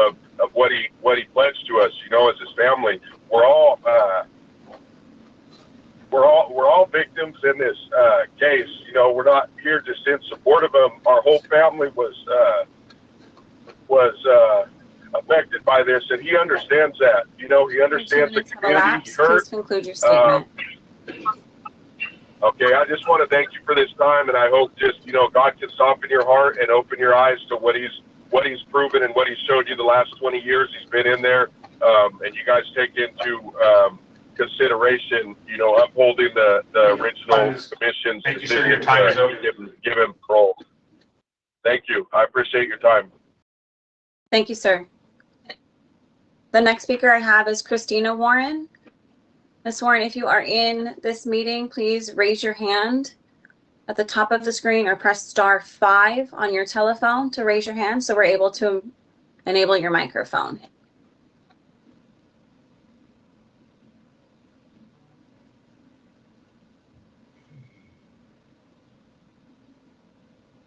Bear with us one moment.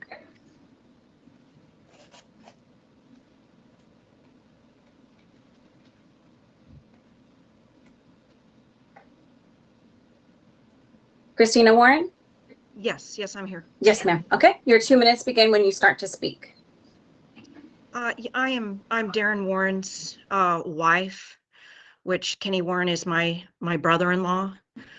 I'm in support of Kenny being paroled. We have so much love and support for him. If he was to come and live with us, we have ample of opportunities for him. We own a business. We can get him working right away with our construction company. As my husband previously said, there's a trucking school, which is 5 minutes down the road from our house that we can get him into, get those skills going for him, get his driver's license, and just get him going. And we're excited for him to be paroled and have a second chance. Kenny has shown so much change in the last 20 years, almost 21 years of him being incarcerated. I have read his letters. He has called so many times throughout the 20 years. And I mean, we have definitely seen just the change and taking accountability. And we just wish or pray and hope that you guys can consider his parole.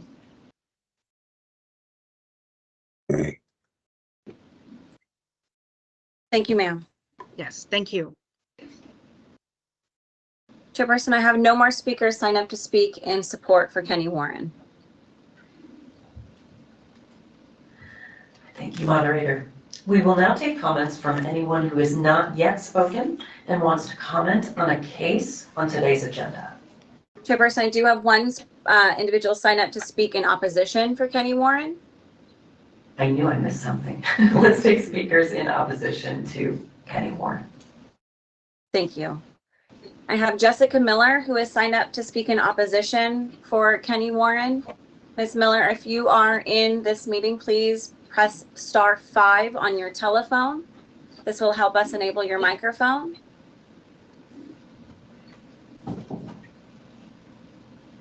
Jessica Miller.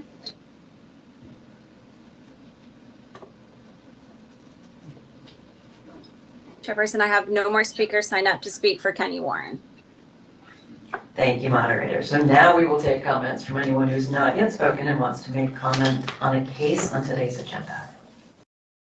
Thank you, Chairperson. I do have a few that I do see in this meeting. If you bear with me, I can enable their microphone. If you have not been given a chance to speak and have filled out a speaker card, go ahead and press *6. I'm sorry, press *5. This will raise your hand and enable us to help us enable your microphone. I saw Michelle Perez in this meeting. Give me one moment. There you are. Michelle Perez is in support for Nathaniel Chris, item number 15. Ms. Perez, you are still muted. Go ahead and unmute yourself at the top of your screen.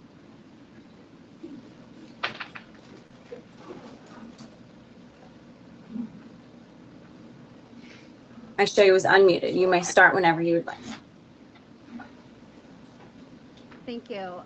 Hello, everybody. I just wanted to just start off by saying my name is Michelle Perez, and I serve as a substance use and mental health provider, and my experiences, all modalities of treatment and care, all the way from pre-intervention all the way to crisis to case family management.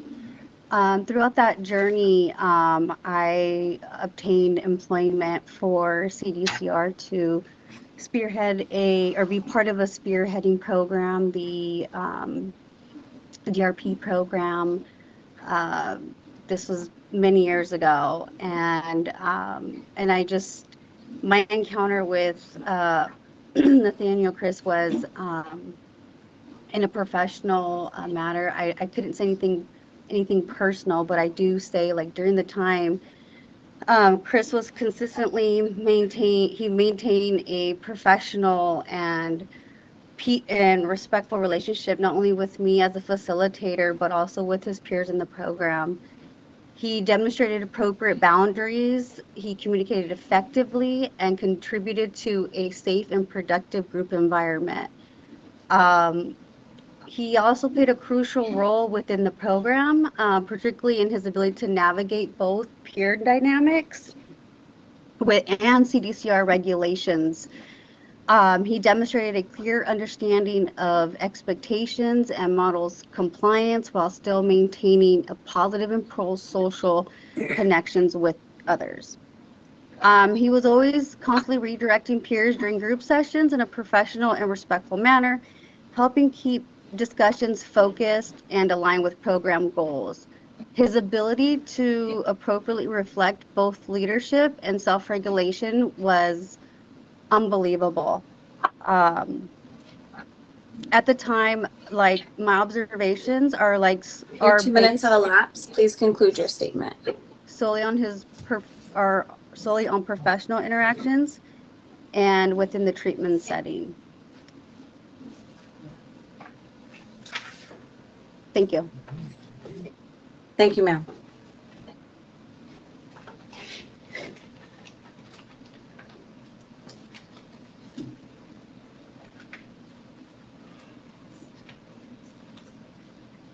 Chairperson, bear with you one moment. I have item number 12, Demal Bullock.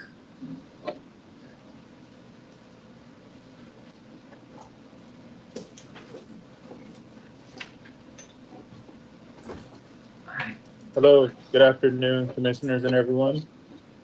My name is Demal Bullock, and I just wanted to say thank you for the opportunity to participate in this process. I vividly remember being 18 years old and incarcerated. I remember reflecting on my life up to that point and how I can change things for the future.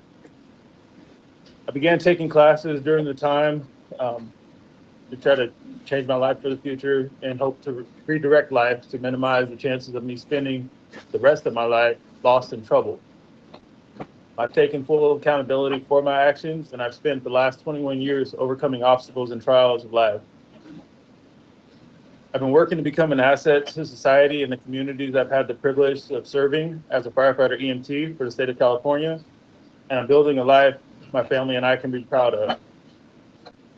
A pardon from the governor would allow me to close this chapter of my life, remove any further employment barriers, and allow me to use my story as a motivation and inspiration to others, knowing that a second chance at a normal life is possible. So again, thank you for this opportunity. Thank you for your time and consideration. Have a great day.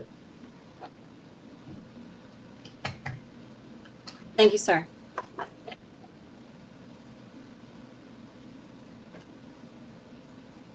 The next speaker I have is for item number 24, Glenn Johnson. Sam Cunningham, who is speaking in support.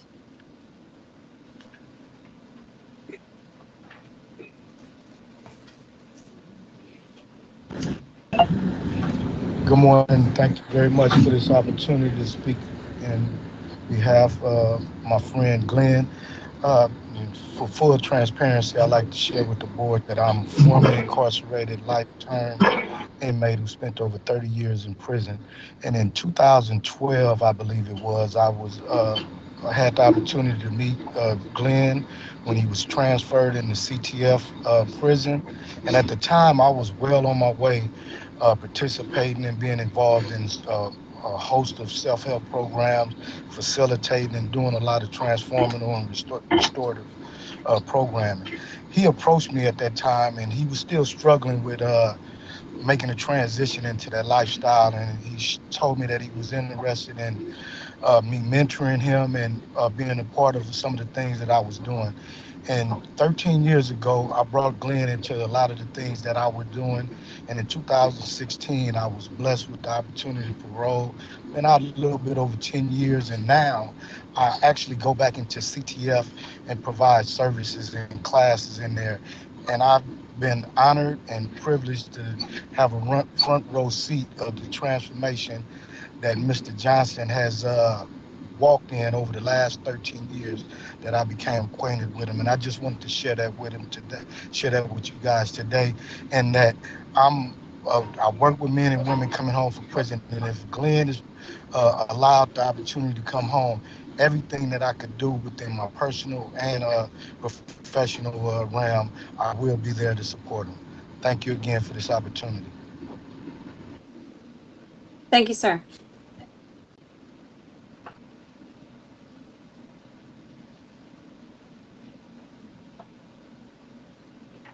Chairperson, I did have one more speaker signed up for Kenny Warren, Joseph Magazzini. Mr. Magazzini, I don't see you in the participation list at this time. Are you able to press *5 on your telephone to raise your hand?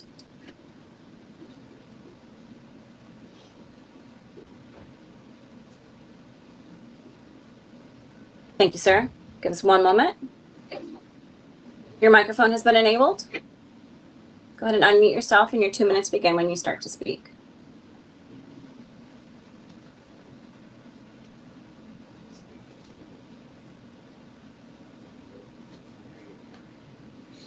Should be unmuted. Good morning, Commissioner.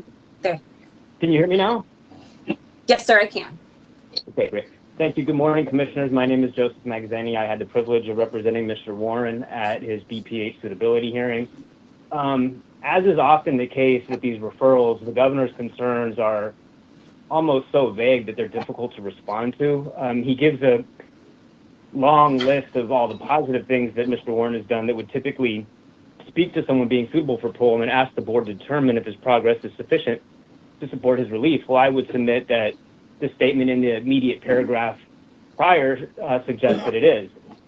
In regards to parole plans, I would just direct the board to all the people that spoke on Mr. Warren's behalf today that speak to the strength of his parole plans, not just the written relapse prevention plans and detailed parole plans he submitted at the time of the hearing, but the clear durability is indicated by people who are not only offering him financial support, employment support, housing support, things of that nature, but all who spoke of having been on this journey with him, many of them having been victims to what his crimes were, and speaking to the change and their commitment to hold him accountable, which tells me that his parole plans are more than sufficient. They were recognized as sufficient by the granting panel. There's no reason to suggest that there was any error there. The governor does not suggest any specific error. The last thing I would ask the board to look at is the degree to which the hearing indicates that he is very committed to recovery. He was able to identify the difference between sobriety and recovery. He was able to discuss these 12 steps quite substantially, personalize them to himself.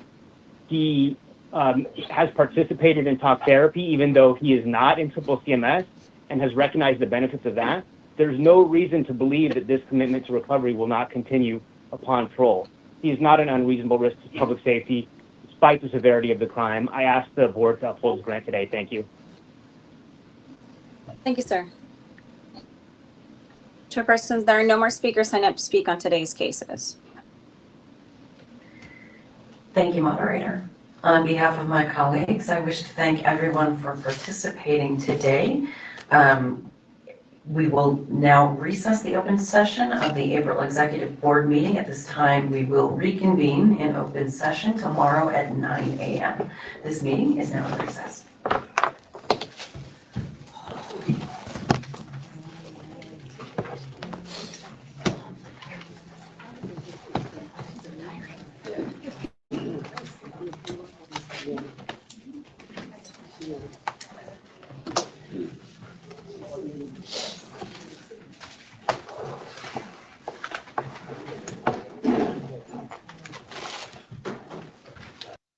Oh, Ms. Josephson, do you have anything going on, I have a program Q&A on May 22nd. It's a Friday. Yes. We have